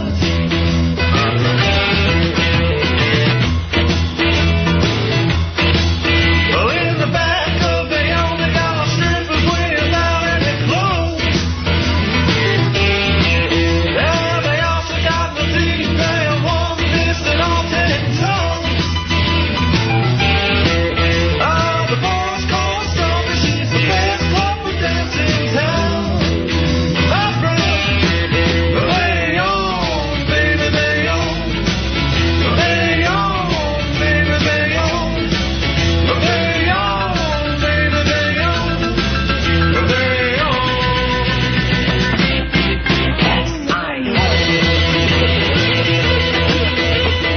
Was that Pooh at the end? No, I think it was someone imitating Pooh. That was excellent. Did a great job. Sounded like him. All right, 40-second delay with Bayonne. Now, here's what I loved about that one. I love songs about places. Yeah, I enjoyed that one very much. So that's the way you're leaning, Bayonne? Well, I think I have to be impartial. You're starting to lean towards finalist number 3? At this point, yes. Wow. I'd never thought that Rory Hampton would you know, as a person that should actually not even be judging us. You know? It's just like if you were watching the Miss America contest. Right. If the MC looked over and said, I really hope Miss Pennsylvania takes this one home, because look at the rack on her. Rory, I hope your father, Judge Hampton, shows more impartiality in the courtroom. Wow, I'm really leaning towards the prosecution at this point. Yeah, I'm not, no one's talked yet, but I look over at that fat loser and I think he did it. We haven't even had our opening arguments. I know, but he reminds me of a guy I went to high school with that I hated. Could you imagine how frightening that would be if the judge said that? I'm asking for a mistrial. All right, so we got one more? We have one final one. I'll give you credit for this, though, Rory. I like the ones that you picked as your tops, because I thought Rory's going to be so hit and miss with this. Yeah. But it's all pure gold. Gold at this point. Hey, Joey. Joey, you're on Ron and Fez. Hey, Joey. These guys are awful. They actually spend time making up these songs. I could do better just off my head. All right, let's see you do one, Joey. Off Give me your a head. little bit of a beat, Ronnie. All right. Listening to Ron and Fez. The radio show in my head. If I'm gonna get some too, you know that they'll be better off dead. Like the movie from John Cusack. Later, Nick. I love it. This guy, is he in the finals? I think we got to add him in there. Yeah. Oh, no. Everything's been Billy didn't get to hear that one. Paranoid yelling, no! I used my production studio. All right, now here's a guy who loves talent. It's the Jobber. Oh, okay. He has an eye for it. Hey, Jobber. What's going on, guys? What's going on, Jabba? Hi, Jabba. I gotta admit, the Pantera song got me there a little bit. It almost struck a tear in my eye to find out how big of a fag Al Dukes is. Sure. Big fag. All right. That's not really helping things. This is one of the reasons why he's crying in the other room tonight. The Paranoid song, I don't like the guy, but I gotta hand it to him. Yeah. He might be just as big as a fag as Al Dukes is, but he got a good song. All right, That's what I love about the jobber. He's opinionated, but he will give props where they're due. He's fair. You know it, Fezzy. All right, buddy. Later, guys. Later, jobber. All right. All right, here's Jay. Jay, you're on a Fez. Jay, how are you, my friend? Hey, what's up, guys? You just inspired me to write a one-verse Hey Jude Al Dukes parody. Oh, good. Let's hear it. All right, hold on. Okay. Well, I guess. Hey Jude. All right, a little louder. Oh, yeah, nice. Get your... Don't be a fag. We know you're gay, so you might feel better. The moment you get it out of the dark, then you can start to make it better. It was amazing. Thank you very much. Thank you very much, boys. Nice. Fezzy, you know, I don't have a musical bone in my body, but I appreciate it. I like the effort and sticking with the Alice Gay theme. Now, I've never been out to the opera, but I love to tell people I do. And then if they ask me which ones, I just get, panicky and act like I have to leave. But I love to tell people I go to the opera. Because people say, what are you doing in New York? I go to the opera all the time. Oh, yeah. Yeah, I just love it. So good. Love the singing. It's high. That's my favorite. It's high and it's in different languages. Mm-hmm.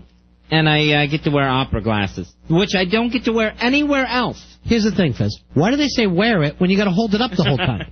You're like really, Mrs. Howell. Right. You're holding glasses. You're not wearing them. Yeah. Here's what I'm thinking about doing. I invent an opera glass, right? Yeah. With a thing on each side that fits over your ears. So you could actually finally wear your opera glasses. Also, I'm thinking about putting a little hat with a light at the top. Interesting. So that way, you have to leave before it's intermission or something. Right. You can find your way out. You can find your seat number. And I don't know if there's ever been an opera in a coal mine, but if there was, you're ready. Yeah, you got the equipment at that point. Or it would even be good for coal miners who lost change. Uh-huh. Or nearsighted coal miners. They have those? Yeah, it's sad. It really is. Are they nearsighted or just soot in their eyes? Well, Ronnie, you're underground so much you become like a mole. It's awful what they do to miners. I would say this if I was a miner. Can I work in a place that's not so sooty? Mm-hmm. I hate all the soot. I mean, just think, you're coming home from work dirty. You know it. It's a given. Sad what they do. But we need our coal. Can you imagine being married to a coal miner, and then he's asking his wife for oral? Yeah. And she's going, no, I can't lick that sooty thing. I know, it's all soot. You got soot in my mouth. It's just wrong. I would say just spank on me. I wouldn't even want to be a coal miner's daughter. I wouldn't. Then why do you always sing that song? It gets stuck in my head. You look like heavier Sissy Spacek. You have to. And you also look like a heavier Sissy from Family Affair. Kathy Garver? Yeah, she's just a sissy. Yeah. All right. All right, wait, I'm afraid I look like a heavier Al Roker. That's what I'm worried about. Someone's going to say, you're like a heavier Al Roker. He's already heavy. Is he black or a coal miner? I can't tell from that show. I don't know. He doesn't have the opera glasses on with the light, so I don't think he's a coal miner. He's covered in soot or something. I know. I just want to wipe his face. I turn off the show as soon as it comes on. I go, what? They have people. Why not wipe that man's face? Give him a bath before they put him on TV. Is his arms extra short? Yeah, like a T-Rex.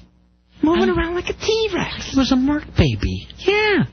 It's like there's wrist and shoulder and nothing in between. It's sad, really. Last Christmas, my family was crying because we thought about him with a little pickaxe, trying to make money down in a coal mine. He's not going to get any coal like that. No wonder he's filthy.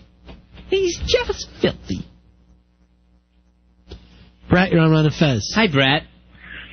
Oh, look at Al Dukes, yes, he is such a fag. He acts like such a woman, think he's on the rag. Ooh, he is a queer boy, and he is a real fag. It's Al Dukes. It's Al Dukes. Al Dukes, woo! Doo-dah. Oh, look at him running the radio show. He is such a bitch and a little hoe. Oh, he is a queer and looks like Roger Maris, too. It's Al Dukes. Just Al Dukes. Al Dukes, woo! See, that's the kind of stuff we're talking about. Someone that can do that on the run.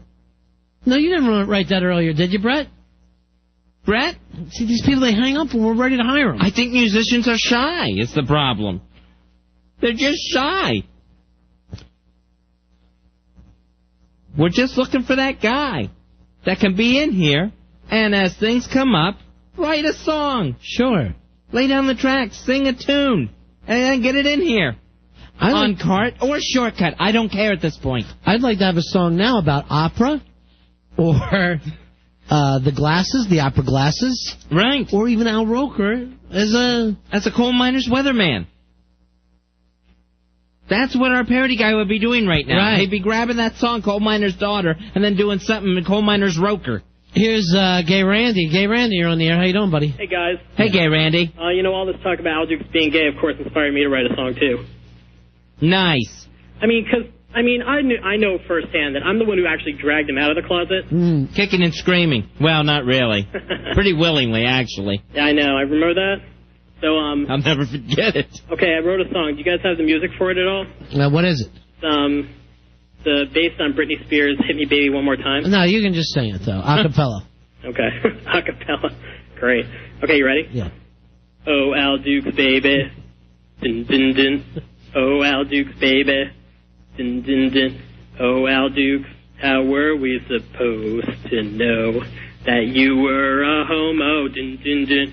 You grabbed me and you stuck your tongue down my throat. Din, din, din. Show me your tiny little weenie. Stick it, baby, where the sun don't shine. Oh, you know you want it. Oh, you know that all I need is a six-pack, and you will give me your back. Come on, baby, give me a sign. Give me a beer. Kiss me, Al Dukes, you big queer. That it? You know, if it wasn't about Al, I wouldn't like it. But I think the fact that he's raging in the other room makes me love it. All right, thanks, Randy. You're welcome. All right. Watch for Gay Randy's HBO Live from Las Vegas special. All right. We got more songs coming up. 877-692-1027. It's the Ron and Fez Show. RonandFez.com.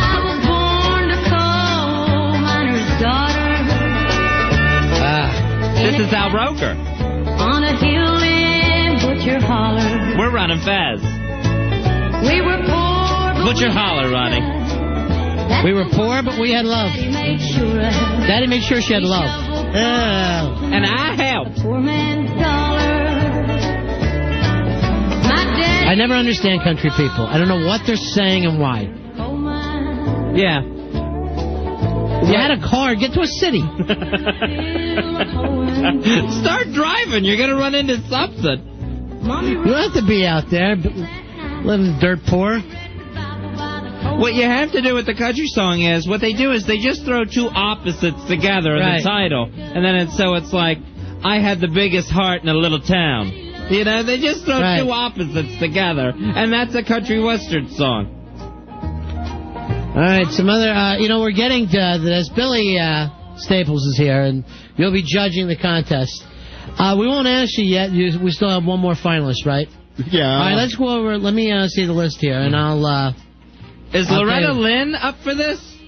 Because we'll have to send out an MP3 player to Butcher Holler. Now, the Bayonne song I liked a lot, Fezzy, that we played, and the fact that it was a tribute to Joe Poo's hometown, very smart. Good call on that one. The Taliban song I like because Taliban in the news. And what else did you talk about? Well, I like the fact of putting Taliban women to work on our streets as our biatches. Right, I like that. Yeah, and I like the rap thing because it's big with the kids. And it's really in your face to the Taliban and Osama. It's very MTV in your face. Right, a lot of attitude. All right, the paranoid thing, I liked because it was about Al being a fag. Mm-hmm, sure. And I know that he's whining in the other room all night. And the only drawback I have is he doesn't tie his shoes. Yeah, that... It's not that I hate it as much as it just makes me nervous. Right. It really does. Someone's going to... If he's not going to trip, someone's going to trip over them. And I'll say that to all the younger bands. Tie your shoes. Please. All right, some people want to talk about the songs. Here's Kat. Kat, you're on Ron and Fez. Hi, Kat. Hi. Yeah. What can we do for you? Oh, I have a song. It's a tribute to Annie. Oh, Annie, the Broadway musical. Right. All right, good. Ready? Yeah, sure. Sure, go ahead. Okay. Oh, summer come out tomorrow. Bin Laden and the Taliban better run. It won't be a day that's gray or lonely. Put a gun to his chin and grin and make him say, I love the USA. Oh, summer come out tomorrow. And that's all I have for now. I just wrote it. I didn't like the song so much, but you have a beautiful voice. Yeah. Oh. And that... Cat duck, there's some boots headed towards that fence you're sitting on. I thought it was terrific, Kat. I All was right? listening to the radio on the spot, so I just made it up. It was perfect. All right, thank you. That's Annie. excellent. What a beautiful, beautiful singer she is. Osama come out tomorrow. Here's a young person, Fez. It's Scott. Scott, you're on Ron and Fez. How you doing, buddy? Hello, Scott. How you guys doing? Yeah. Good. All right, now, I know a lot of people already wrote songs about the Taliban, and this isn't about Al Dukes, who's a freaking fag. But anyway. Sure. I think you guys will like this song. It's called All the Taliban from Blink-182's All the Small Things. Okay, sure. All right, here it goes. All the Taliban should die tonight. I'll take one bomb. Your house is gone.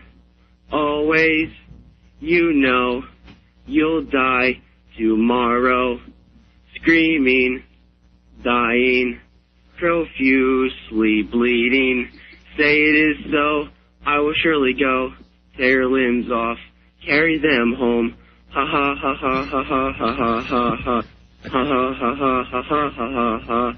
Last night, you're home. Bomb dropped, you're gone. I left you anthrax by the door. Hope you suffer forevermore. Say it is so. All right, that's fine. That's good. That was great. Tear your limbs off. Right. Carry them home. Okay, thanks a lot, Scott. And that was great. I normally don't like bands with numbers in them, but I thought that was fabulous. All right? All right, thanks a lot, guys. All right. That would be good on that MTV2, Fez, that's bigger with with the alternative kids. They love that MTV2. I think the heavy breathing was a nice touch. I think he's got a better voice than these guys. And again, timely and topical. All right, here's more people. Here's Brian. Hey, Brian. Brian, you're on Ron and Fez. Yeah, how are you? Hey, Ben. You guys are great. Yes, we are. And we were the third show that Stephen Baldwin told that to today. Okay. Hey, as if you don't count Rosie O'Donnell and Caroline Ray. Who he loves. Who's fabulous. Hey, I need somebody to grab me a Coke. I don't think I can make it to the thing without some kind of caffeine help. All right, Brian? Yeah. You had a song, too? Yeah, part of it, I just popped up part of it from Come Together. Oh, sure, great.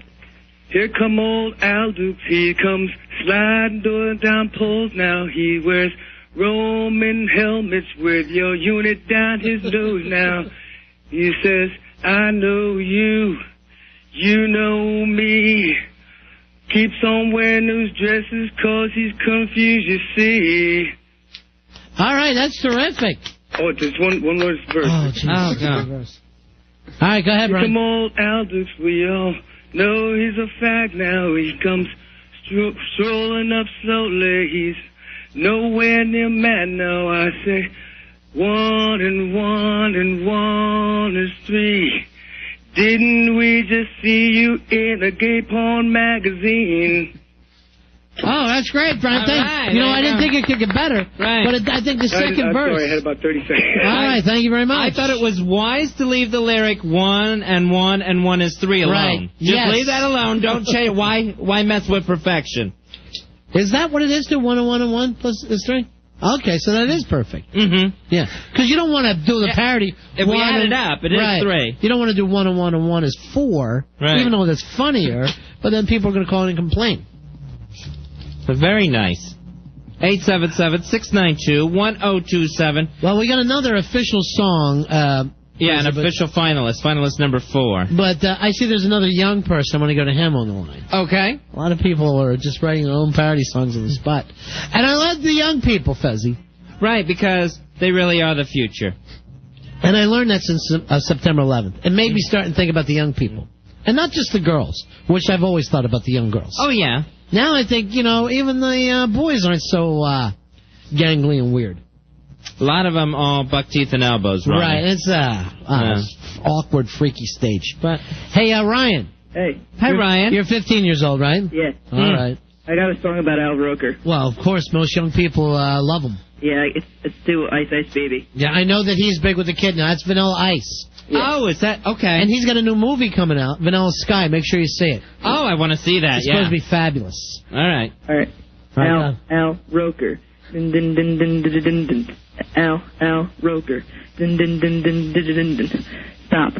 Watch your face and listen. His aim is Al, and he's on a mission to find his pirate's booty. It's called coal, and it makes him all sooty. Is he really black?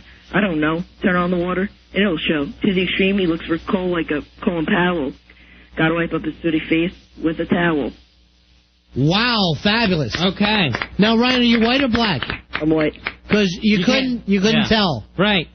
Okay, once you started busting that rhyme. Yeah. Thanks. When you busted the rhyme, I thought, black kid. Right. It's true. Music, crosses all boundaries of race and everything. And Ryan, we say this to all the young people: don't shoot your classmates, no matter what they do. All right? All right, thanks. Don't shoot them. Okay? Hugs, not drugs, mister. I never got that one. I don't know. Are you supposed to hug the drug dealer? I don't get it. Yeah, I don't get that. And I don't... Is it because it rhymes? I think that's what it is. I also... Why not just say schoolwork, not drugs? What are they hugging for? Mm-hmm. And can't you get AIDS from that? And I never understood just say no. Just say no. I will take drugs. Yeah, I don't... I don't you got to say that. more. You got to say more. Right. Because you go, no what? Yeah. No, I won't do my homework. I'm taking drugs. Right. No, I won't go to bed on time. I'm taking drugs. Right, I don't get it. Is that what they mean? Let's think this thing out, folks. Yeah. Let's not just throw something out there to kids. They're impressionable. Now, I look over and I wanted to wait until he was in a better mood. Joe Poo came in furious. You okay now, Joe? Yeah, I'm doing fine. What happened to you that you were so angry in the corner? Well, I had Al Dukes, the king of comedy, judging what should be going on the air, which isn't fun. And my You mean when you were calling in? Yeah, I was calling in. Yeah, call back in a half hour, an hour, whatever, if you want. So you were trying to call in and do bits, and what was happening? Okay, what do you got? Well, Al, we're at the tree. We're near the tree. What else? All right, so you got a dark, angry side to you. Yeah. Yeah, you got furious really quick. Yeah. Put that into your comedy. I should. You know who did? Who? That Puerto Rican guy who shot himself, Freddie Prinze. He took his anger, Fez. He put it into his comedy. Yeah. You want me to shoot myself, too? Later. Okay. After you're famous. When you're 22. Tomorrow? All right, let's hear the last song that's going to be part of the... All right, our final finalist. All right, right here, Roy. All right, Roy Hamptons, explain who the final finalist is. The final finalist is Dominic Nunziato, and it's to the Beverly Hillbillies theme. I like the name right away. It's a musical name. Dominic Nunziato. Because it reminds me of Dominic DiNucci. Everything does, right? Yeah. Domino's reminds you of that. Mm-hmm. And Fez will say, you want to order a couple Dominic DiNucci's? And I'm like, what? And that means pizzas. That's pizza in Fez talk. I think we're high tonight. We're not even being ourselves. We got some other weird thing going on. It was such a weird day. Yeah. With everything with Stephen Baldwin and Owen A. and Jim Brewer. And here's the other thing I didn't like that Stephen Baldwin says. I act different when I'm on O&A. I acted mean to him because I said, get your brother Alec to come in. Which we said on this show, didn't we? Yes. So not just in an evil place, as he kept putting it. All right. Oh, but good news, though. He's going to make us millions. Millions. That's what he promised before he left. We're going to have millions. I'm going to give Joe Poo $1 million.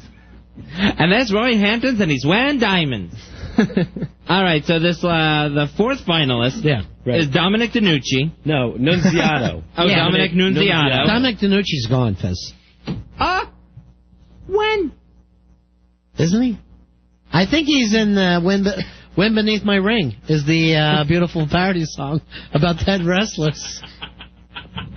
All right, and this is a parody to the Beverly Hillbillies. Correct. All right. Come and listen on the radio to Ron and Fez. The best show, I don't care what anybody says. Sweet Melissa's voice is better than Viagra. And Fez has the beard living in Niagara. Falls, it is. Ontario, Canada. Well, the next thing you know, the producer is Al Dukes. He cries when he drinks and he wets his pants and pukes. Hope he hates his guts and wishes he would go away. But Jeremy loves him and Joe Poo thinks he's gay. Fag, that is. Pillow biter.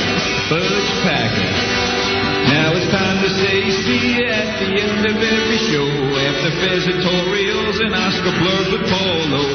I didn't write the song for you, I wrote it for me. So I could win the contest and get an MP3 player that is Samsung YTV. Y'all come back now, you hear? Wee doggy. All right. All right. Dominic Nunziato. I'll tell you why I like Dominic on that. He mentioned everybody. Mm-hmm. He had me and Fez in there. Right. Joe Poo, Sweet Melissa. Sure. Then he also mentioned the prize at the end. Sure, he mentioned the sponsor. Yeah. And took time to mention that Al is gay. Right. And that's important. That's a lot to get into a song. Right. Now, the other important thing is I always like songs that come from TV shows. Mm-hmm. Because, well, I know them. Sure. Yeah. It's nostalgia. It's memories. It's good to have. That one actually should just be maybe our new theme for the show. All right, now I know you got to think about this a little bit, Billy, and we'll play an Air Six song so you can show some of the young people how it's done right, as you put it. Okay. RonandFez.com. And here's TJ, though. TJ's written a song about Al just now. TJ. You're on Hey, guys. How you doing? Yeah. Good. Hey, I got a parody, all the young dudes. Yeah. But I call it Stupid Al Dukes. Oh, okay. I like this already. Just the chorus here. Yeah.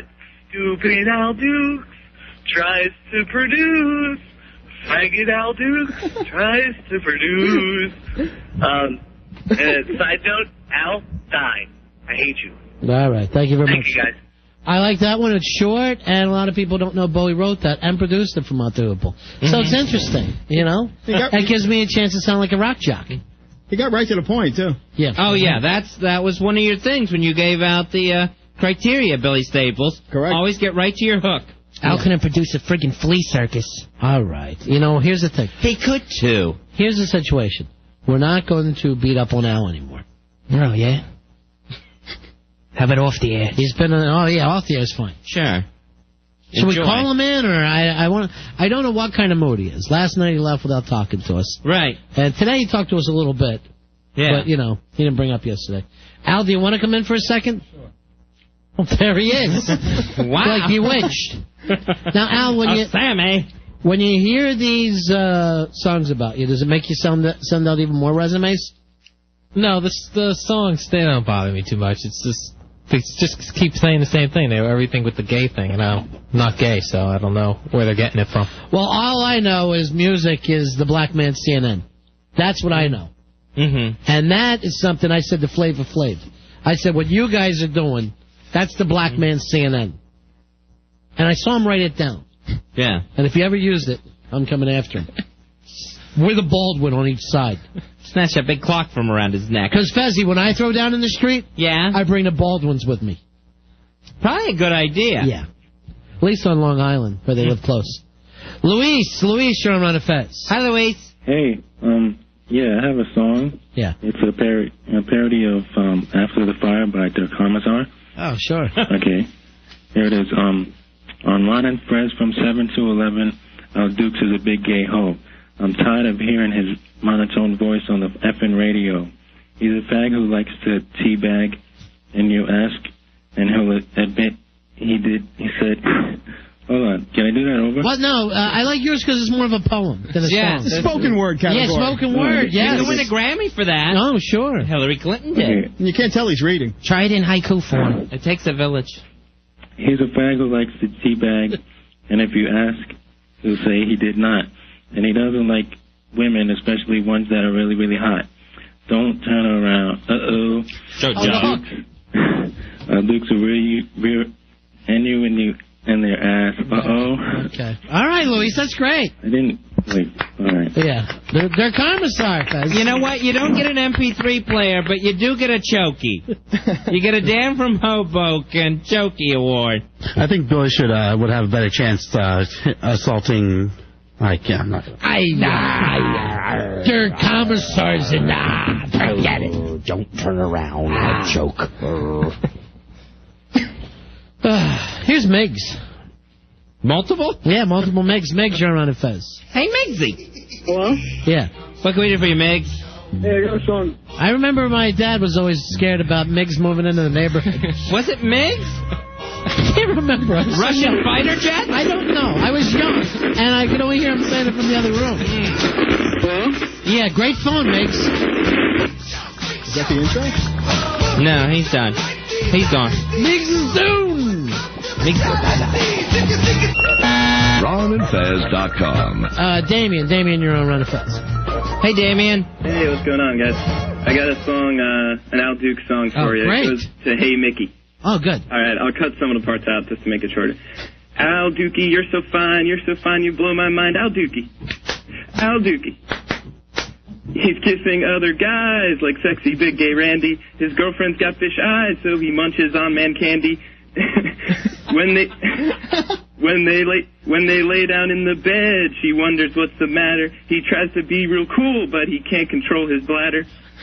Al Dukey, you're so fine, but you don't understand. You shouldn't think of guys when you're using your right hand. Al Dukey, you're so fine, I think you ought to know that women are the people that should make your pee-pee grow. That's it. Thank you very much. All right, let's bring Al back in. Al, after when you hear all the different songs about you, which is your favorite so far? Do you have one that just really stands out in your mind and saying, yeah, that nailed it, that's me? Yeah. Well, none that I think are me, because everyone's just... All right, so here's what I want you to understand, though. Have we said anything about you tonight? No. Did we ask for Al songs? No, we did not. So why are you always blaming your problems on me and Fez? No, when tonight, it's the listeners that feel that. Right, tonight it's the listeners. Yeah. I agree. What are you saying, some nights it's me and Fez?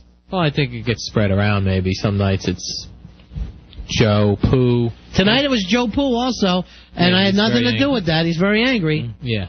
You know, and did you notice that Fez and I chilled him out? Right. We want your last days here to be happy ones. And don't point at me, you big fag. All right. Well, out of all the songs about you, what's your favorite so far, Al? I liked the All the Young Dudes one. Yeah, that was quick. Yeah. All right, here, I know you like the classics. Here's Randy. Randy, you're on Run of Fez. Hey, Randy. Hey, how are you doing, guys? Cool. What can we do for you, Randy? Beatles. All right. Ready? Yeah. Yesterday, I found out that Al Dukes is gay. Everybody knows he swings that way. Oh, I believe Al Dukes is gay. Suddenly, he's not half the man he used to be. Now he drops down on both his knees. Oh, I believe Al Dukes is gay. Why he had to blow, I don't know. He wouldn't say. Now all Ron and Fez listeners know Al Dukes is gay. That's it. You know that's the most played song in the world? I heard that too, yeah. Al Dukes is gay. If that would have been recorded, Everywhere. I would think that'd be a finalist. You would have put it there? That was very well done. Wow. And that's from an expert. That's Billy Staples, half airsick. Now, I can't tell as well as Billy because I take my headphones off during this. But it seemed like I looked around and everybody else seemed to be enjoying it. So I give it a 10. I give it a 10. Nice. I didn't know we were giving ratings. I thought we've been doing that the whole time. Well, we haven't? My problem is I gave it a B+. So I just... So, does that average? Yes, it's almost 20. It's like a 9 minus. Right. Yeah, okay. All right. I gave it a 5.8, so what does that mean? It's your hat size, pinhead. All right, we got to take a break here, Hawk. Let's take a break. Yeah, I think we're going to take a break. Okay. I guarantee you the Hawk will say yes. Yeah. Take a break? We'll take a break. Let's play little clips of all the finalists, and then we'll let Billy make his pick on who's the winner and tell us why. All right. We'll do that when we come back. We are the Ron and Fez Show.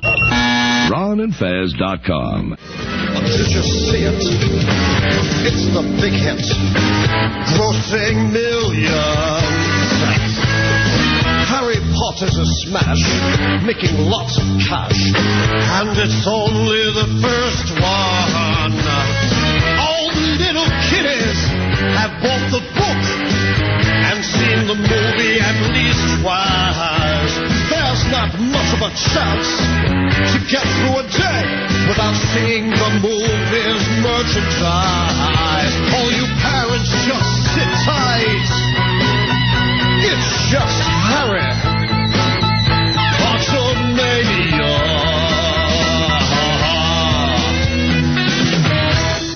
All right, Harry Potter Mania by Airsick. You can check out all their stuff on airsick.net. We're on a Fez. All right, Billy, don't vote for Airsick, though, because that would be cheating. Oh, hold on. You have to promise. All right, so we've... Billy, you said you're still thinking this thing over, right? Yeah, it's very tough. The 4 finalists are all very good. It's a tough decision. All right, what Rory Hamptons has got for us is a quick montage of the 4 finalists. Oh, that'll help. Good. So we'll get a quick listen of the final 4. Come and listen on the radio to Ron and Fez. It's a real big bag, Mr. Tallybag. Come to get you. Oh, in the back of they only got strippers without any clothes. Yeah, they also got the T-Trail one. All right, there you go, Billy. Not that you have to name them in order by title and artist. That was all of them. That blew by. I thought it was one song. I look up. I'm just confused. All right. Billy, we'll let you pick this. All right. Now, do you already have yours written down? Yes, I have mine. Mine's all set. I have made up my mind after the montage. I was a big fan of the Paranoid one. I was a big fan of St. Jude, too, Fezzy. Yeah. And then I like the Bayonne song, too. I don't know what to do. I really like the Taliban song. Yeah, me too. I like the spoken word part, the rap part, a little bit more than the actual musical portion. All right, well, let's go over, and I know that there's... boy, everybody's just on the edge of their chair right now. Oh, yeah. And just lean back. Don't be at the edge. You'll fall. This is for a Samsung Yep MP3 player. Put your ass cheeks all the way back against the back of the chair. Right. You're still sitting, just not so dangerously. You're not right there at the edge. All right. Billy Staples, are you ready? Yes, I am ready. And here we go. Who is the winner of the Samsung Yep MP3 player? The Beverly Hillbillies parody. Dominic Nunziato. That one, I gotta admit, I don't even remember. There was a Beverly Hillbillies parody there? Yes, you've got to keep the headphones on during the entire show. You're gonna miss stuff. It was finalist number 4. All right, let's take a listen to the big winner again. Come and listen on the radio to Ron and Fez. The best show, I don't care what anybody says. Sweet Melissa's voice is better than Viagra. And Fez has the beard living in Niagara. Falls, it is. Ontario, Canada. Well, the next thing you know, the producer is Al Dukes. He cries when he drinks and he wets his pants and pukes. Hope he hates his guts and wishes he would go away. But Jeremy loves him and show, Pooh thinks he's gay. Fag, that is. Pillow biter. Fudge packer. Now it's time to say see at the end of every show. After Fez editorials and Oscar blurbs with Paulo. I didn't write the song for you, I wrote it for me. So I could win the contest and get an MP3 player, that is. Samsung. YEPP. Yo, come back now, you hear? Wee doggy. All right, Dominic, you are the winner. It's a Samsung Yep MP3 player. WNEW, Samsung, and CompUSA want to show you the latest in digital technology. Visit the new Samsung store at the CompUSA location in Manhattan on 5th Avenue. Experience the latest digital convergence products brought to you by Samsung, CompUSA, and WNEW. All right, I do remember that one, but I thought that was a Green Acres theme. No, that's Hillbillies. It's all different. Right, spoilsports.com, spoil-sports.com. That's Dominic Nunzio's site. I just got this from Rory. Thanks for the producing, Rory. That's cool. That's exciting, isn't it, Fez? That's good to see. I love it. That's a little producing during the show. Producing on the fly. Hey, Brett. Brett, you're on Run of Fez. How you doing, buddy? Hey, Brett. Hey guys. Hey, buddy. What can we do for you tonight, Brett? Yeah, I thought I don't know, it might be too late. Like just for fun. I'm like, yeah, I wrote a just quick parody about Al. Oh, okay, sure. Please. It's set to the song Imagine. Sure. All right, I just had the first verse. That's plenty. Yeah. Okay.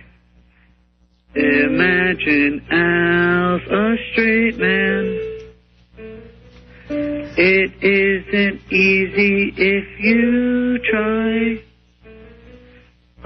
All men below him, above him another man. Hi. Imagine Al's a straight man, living for the man. Oh, they got him again. All right, you guys are great. Fezzy actually jumped on it. See, Fezzy wasn't a real rival. It was just... I thought it was Baldwin was back. Baldwin came in tonight. Stephen Baldwin just stuck his face against the door. Totally freaked weird. us. Hey, Rob, you're on Run of Fez. Hey, Rob. Hey, how you doing? Yeah. What can we do for you? Got a little Al Duke song for you. Really? Okay. All right, here we go. All right, what's yours too? Tell you the truth, I don't even know the name of the song, but you'll figure it out. Okay. All right. Well, it's a fabulous night for the Al Dukes. Only 800 gay jokes today. He's seen some fine himself a nice, lovely lady, even though we all know that he's gay. Well, it's a night of wild passion that she wants from his head. Well, as the Bon Jovi starts to play, oh, what do we have playing here instead? 5 pumps is all she'll ever get from him, and he's done. 5 pumps of love is all you'll ever get, and that's tough. That's it. That was great. Very nice, Rob. That was Van der Man Morrison, of course, Rob. You did Moondance there, buddy. All right, very good. See you, pal. Thanks, guys. It's fantabulous night tonight, isn't it? It is. It's just fantabulous. I gotta tell you, Fezzy, I'm having a fantabulous night. Rory, why can't we work this into the show every night somewhere? It is a lovely night for a moon dance. Right, every night is. I love this song. Yeah, definitely. And plus, since we're on nights, every night we have a full moon. Nothing but moon songs. Okay, you got it. Remember that. It's coming up soon, too. What is? Full moon. Really, astrology boy. Yes. He's trying to help. So happy to be in this room. He doesn't know what to do. I've noticed. This reminds me of when, the father was on the rampage, and the little kids all gathered in one bedroom together. Everyone on the staff is in this room except for Al. And they are all just gathered around us. Oh, no, what was that? Hey, Hector, you're on the Run of Fez show. Hey, Hector. Yeah, how you doing, guys? Buddy. Listen, I got one for you. It's about Al. Weird? No, you're Al.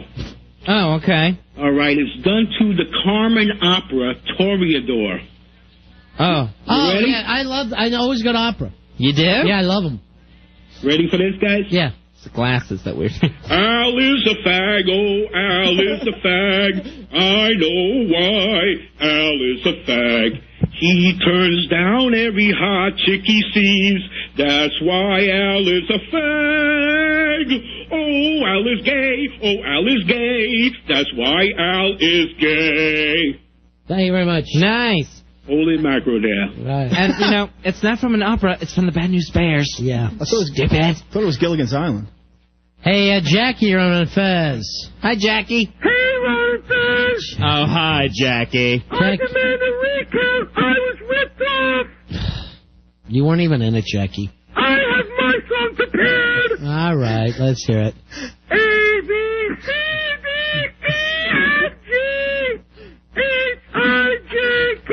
Ron and Fez for me. What do you think? It's great, Jackie. Thank you. Have you found work? I need a job. Call when you find work. Can you help me out? Call when you find work. All right. Okay. You'd be great with Stephen Baldwin. I love you. Bye. Okay. Nobody loves us anymore. We're just lovable, I guess. It's fantabulous. Well, it's a fantabulous night, Fezzy. So for a moon dance. Fezzy, look who's on the line here. It's the big winner, Dominic Nunzio. Oh, nice. Is that his name, Nunzio? No, it's Nunziato. All right, so don't let me be the guy who says the difficult names.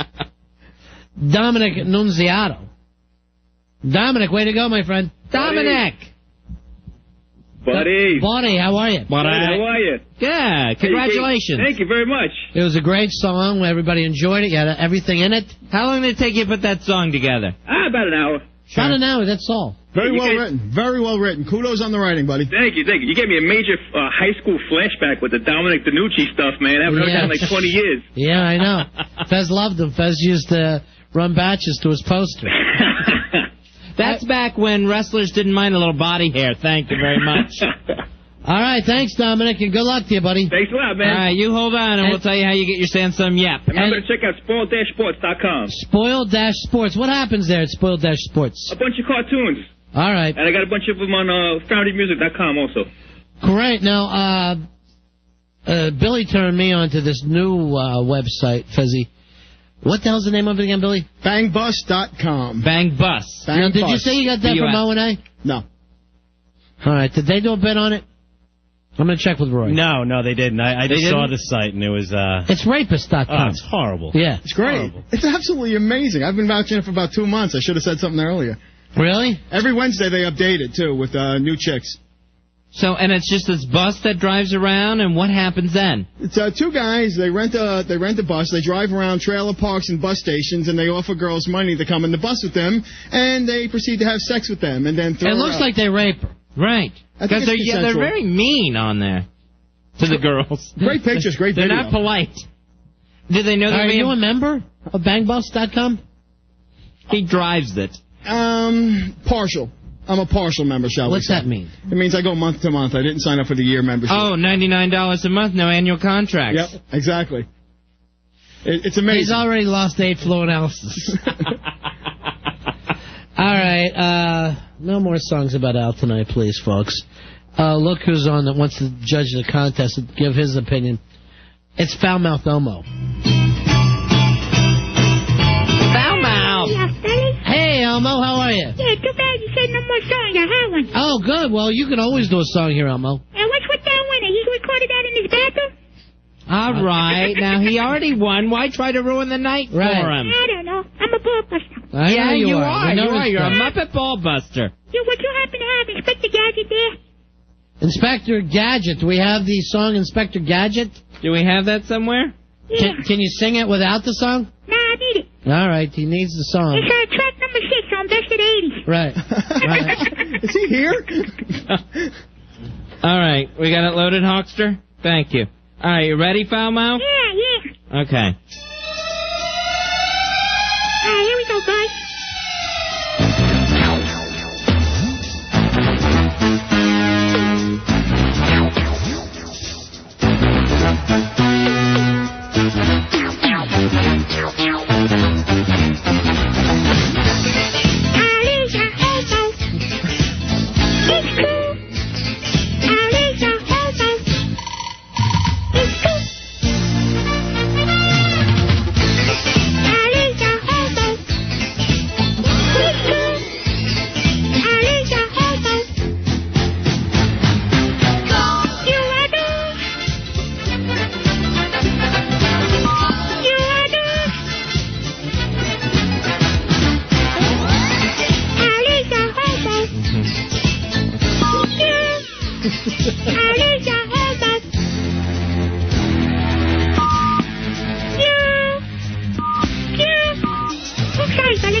All right, run down the hall, Rory. Go, Rory. Run, Rory, run. Everybody. All right. The same to you, Elmo. He beeped to you. The F goes out. He beeps the U. Oh, God. Did you get it, Roy? Yeah. What a nut. Great, now we got a dyslexic Elmo. Unbelievable. Now, see, that's why, in that survey that they talked about in the New York Post, that's why Foul-Mouthed Elmo was not voted most popular Muppet of all time. I thought Elmo was the most popular. Well, he's the one that's the toys they want. Right. It's always Tickle Me Elmo or the updated, Tickle Me More Elmo. That's the big hot item. But according to a survey, they talked about this in the New York Post, it was Kermit the Frog that was the most popular Muppet. Well, I guess so. He had his own show, right? He was the star of that show. Yeah, he was host of the Muppet Show and the movie. I wonder if that still means the same thing to the kids as it does the adults. Okay, yeah, because actually what this was is adults. Right. 25 and older. 1,600 adults were surveyed. Kermit picks up a big 42% of the vote. Wow. So pretty. That's gigantic when you think there's got to be 80 Muppets. So, you got the Muppet Show Muppets and you got the Sesame Street Muppets. Yeah. So Kermit the Frog, who was on both shows. That's probably why. Yeah. Comes in with a landslide. Then, of course, there's the movies, too. Sure. So, and then you feel bad for some of the less popular Muppets, like Foul-Mouthed Elmo. Right, Foul-Mouthed Elmo. Why not vote for him? Yeah. He's a non-popular Muppet. He's one of the least popular Muppets. It's the foul mouth is what it is. Now, have they ever done anything with least popular Muppets? Yeah, there was a list of some of the least popular Muppets, you know, that only got like a fraction of a percentage. Yeah. But that's how unpopular they are. Not very popular at all, then. Yeah, not popular with the kids, not popular with the adults. Like Fozzie Toomer. The kids aren't liking Fozzie Toomer. Fozzie Toomer, not a popular Muppet. You think it could have been the tumor part that turns the kids off? I think it is. People, like fuzzy things, but not a tumor. Yeah. Yeah. All right, anything else on there? Broccoli Monster. Not popular with the kids. You know what I think it is? The broccoli. Yeah. Kids don't like broccoli. Kids love cookies. Right. They love a Muppet that's going to eat all the cookies. Right. Nobody wants to eat broccoli. Broccoli. Broccoli Monster, not... me like broccoli. And they're like, fine, take it. Eat all you want. Yeah, that's true. You don't want a monster. The kids are going to say, please take it. Yeah. So, some of the other one, Bert and Feces. Bert and Feces, the popular Muppet team. Unpopular, actually. The kids don't like Bert and Feces. You would think combining it would double their popularity. No. Unpopular. Bert and Feces. All right, this on the instant feedback here, Fezzy, from the Bastard, who is becoming one of my favorite instant feedbackers. The Bastard says, Kermit the Scab. Oh. I think he was the one that actually crossed the picket line. Oh, that's what it was. When public television... And then he also, IKEA boy, who's actually also very good, said Brian the Cub Molester Bear, unpopular Muppet. Oh, okay. So not going to even come close to what Kermit the Frog could do. Right. Yeah. I didn't realize there were so many unpopular ones. Yeah. You hear the regular names. But, when you find out, the Great Gonadzo is an unpopular Muppet. It's, of course. Nobody wants, a talking Nad. Right. Nobody's going to warm up to that. I'd like to see it, though, at least once, just to see what's going on. The Great Gonadzo. Hey, Joe, you're on Run of Fez. Hey, Joe. Hey, guys. Yeah. Another unpopular Muppet is the Let's Never Tell Mommy. Oh, Let's Never Tell Mommy Muppet. Oh, right, yeah. Yeah, Not a he good guy. hurts some of the kids. It's too rough with them. That's a lot like, along the same lines as Oscar the Grouchy Abusive Stepfather. Oh, jeez. Not a popular Muppet. He's just mean. When I was a kid, I was afraid of him. Yeah. What's his name again? Oscar the Grouchy Abusive Stepfather. Here's Barry. Barry, you're on Run of Fez. Hey, Barry. Hi, guys. Hey. Very unpopular Muppet. Yeah. Big Turd. Big Turd. No one liked him. Big Turd, yeah. No one liked Big Turd, Fez. Nobody liked Big Turd, and nobody liked his so-called imaginary friend, Humpalottovus. Humpalotopus, again, scares children. Yes. Nobody wants a big Muppet, just working your leg. Do you blame them, Fez? No, I don't blame them. That's why they are unpopular. That's why these Muppets are unpopular. I think that big turd was better than him. All right, some of the other unpopular. Ralph the dog with mange and missing one paw. Oh, that was probably the father of the Ralph that we grew to love. Yeah, the one that was really popular, Ralph the dog. Right. This is Ralph the dog with mange and missing one paw. Scary. Yeah, Kids don't understand. No, and they shouldn't. Right. Mike, you're on the Fez. Hey, guys, I know Fozzie Tool wasn't popular, but how about Fozzie Snatch? Fozzie Snatch, popular at all, Fez? No, on the unpopular list of unpopular Muppets. I always enjoyed that. Yeah. All right, Rooster sent this one, and I can't really say it on the air, but let's just put it this way. It's Fraggle Rock, only he calls it Fraggle C. Oh, okay. I wish we could put it on, but we can't. Hey, Juice, you're on. Fraggle C. Yuck. We're going to Fraggle C. We're going to Fraggle C. Down to Fraggle C. Hey, Juice. Hey, buddy. Hey, when I was a kid, I always loved this character, but my friends didn't. Miss Sticky. Mm-hmm. Miss Sticky, yeah. I didn't get it. I mean, she was so funny. Yeah, all right, thanks. Right. So, no one liked Miss Sticky, Fez. No, Hey, Josh, you're on the Fez. Hi, Josh. Hey, what's up? Yeah. I got him up for you. The one that was very unpopular was Groper. Oh, Groper, the Muppet. Fezzy, here's another one. He would grope you near and far. Near. That's good. Far. Near. It's stupid. No one can see you but me. Far. Don't do the whole bitches for me. Near. Right, here's another one.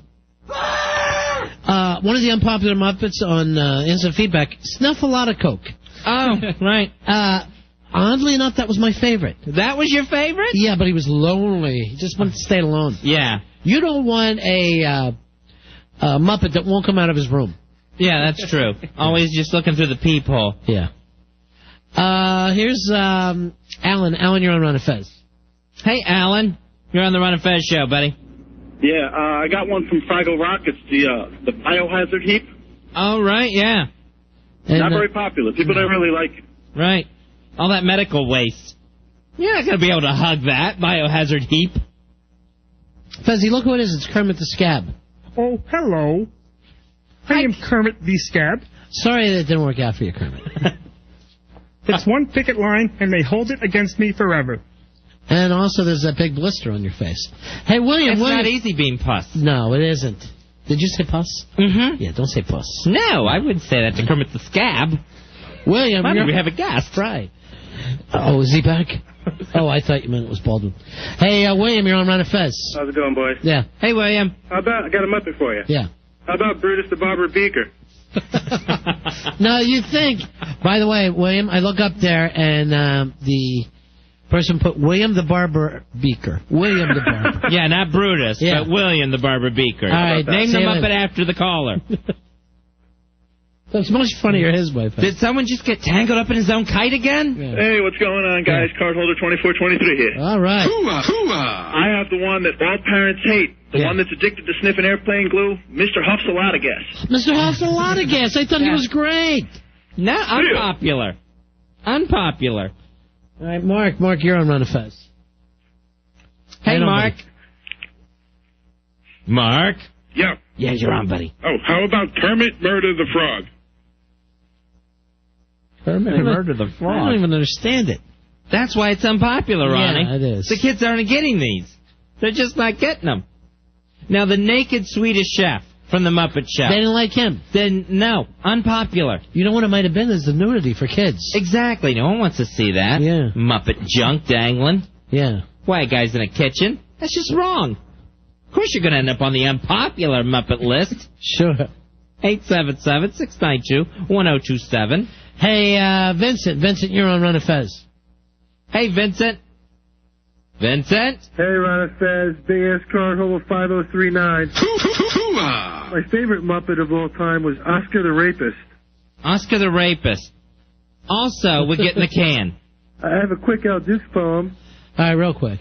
Mary had a little fag, little fag, little fag. Mary had a little fag, and Al Dukes what his name. He wet himself at school one day, school one day, school one day. He wet himself at school one day. What a effing queer. He spanks at night, 2 boys and gays, boys and gays, boys and gays. He spanks at night, 2 boys and gays, but most of all his mom. See you guys. Thank you, Vincent.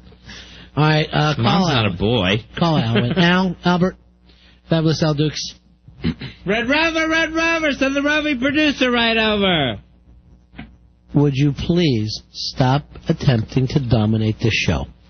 The show's not about you. I tried. I didn't think he was doing that. He didn't tell me he was going to do that. Oh, look, our favorite Muppet. Animal. Effer. That would be on the unpopular list. Are you guys going to talk tonight and get this thing settled between you? Yeah, It's done. You already talked? No. Oh. Then it doesn't seem all that done. What do you think, Al? I'd like to talk about it. Air it out. Yeah, I bet you would. I hope you're talking about Joe's problems, not airing out something else. Your privates. Mike, you're on Run of Fez. Hey, Mike. Hey, what's up, boys? Yeah. You guys forgetting one of the oldest, most unpopular Muppets. What's that? Dr. Queef. Dr. Queef and the Electric Mayhem. All right. Let's take a little break here. 877-692-1027. It's a Ron and Fez show. RonandFez.com. Another one of the more unpopular Muppets. We're on a Fez. Fez, this on the instant feedback. Some more unpopular Muppets. Bert and Hermie, the gay and hermaphrodite. That's from Bumpy. Chet says, what about Mr. Hooper, the human pooper scooper?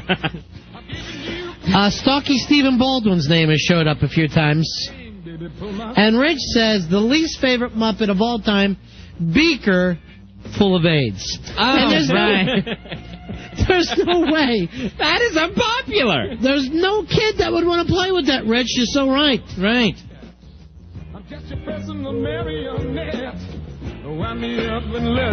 Now, we keep getting this one on the instant feedback. Yeah. And no, I'm not going to say it. Yeah. It's a play on Miss Piggy, and it involves a racial slur. Let me see.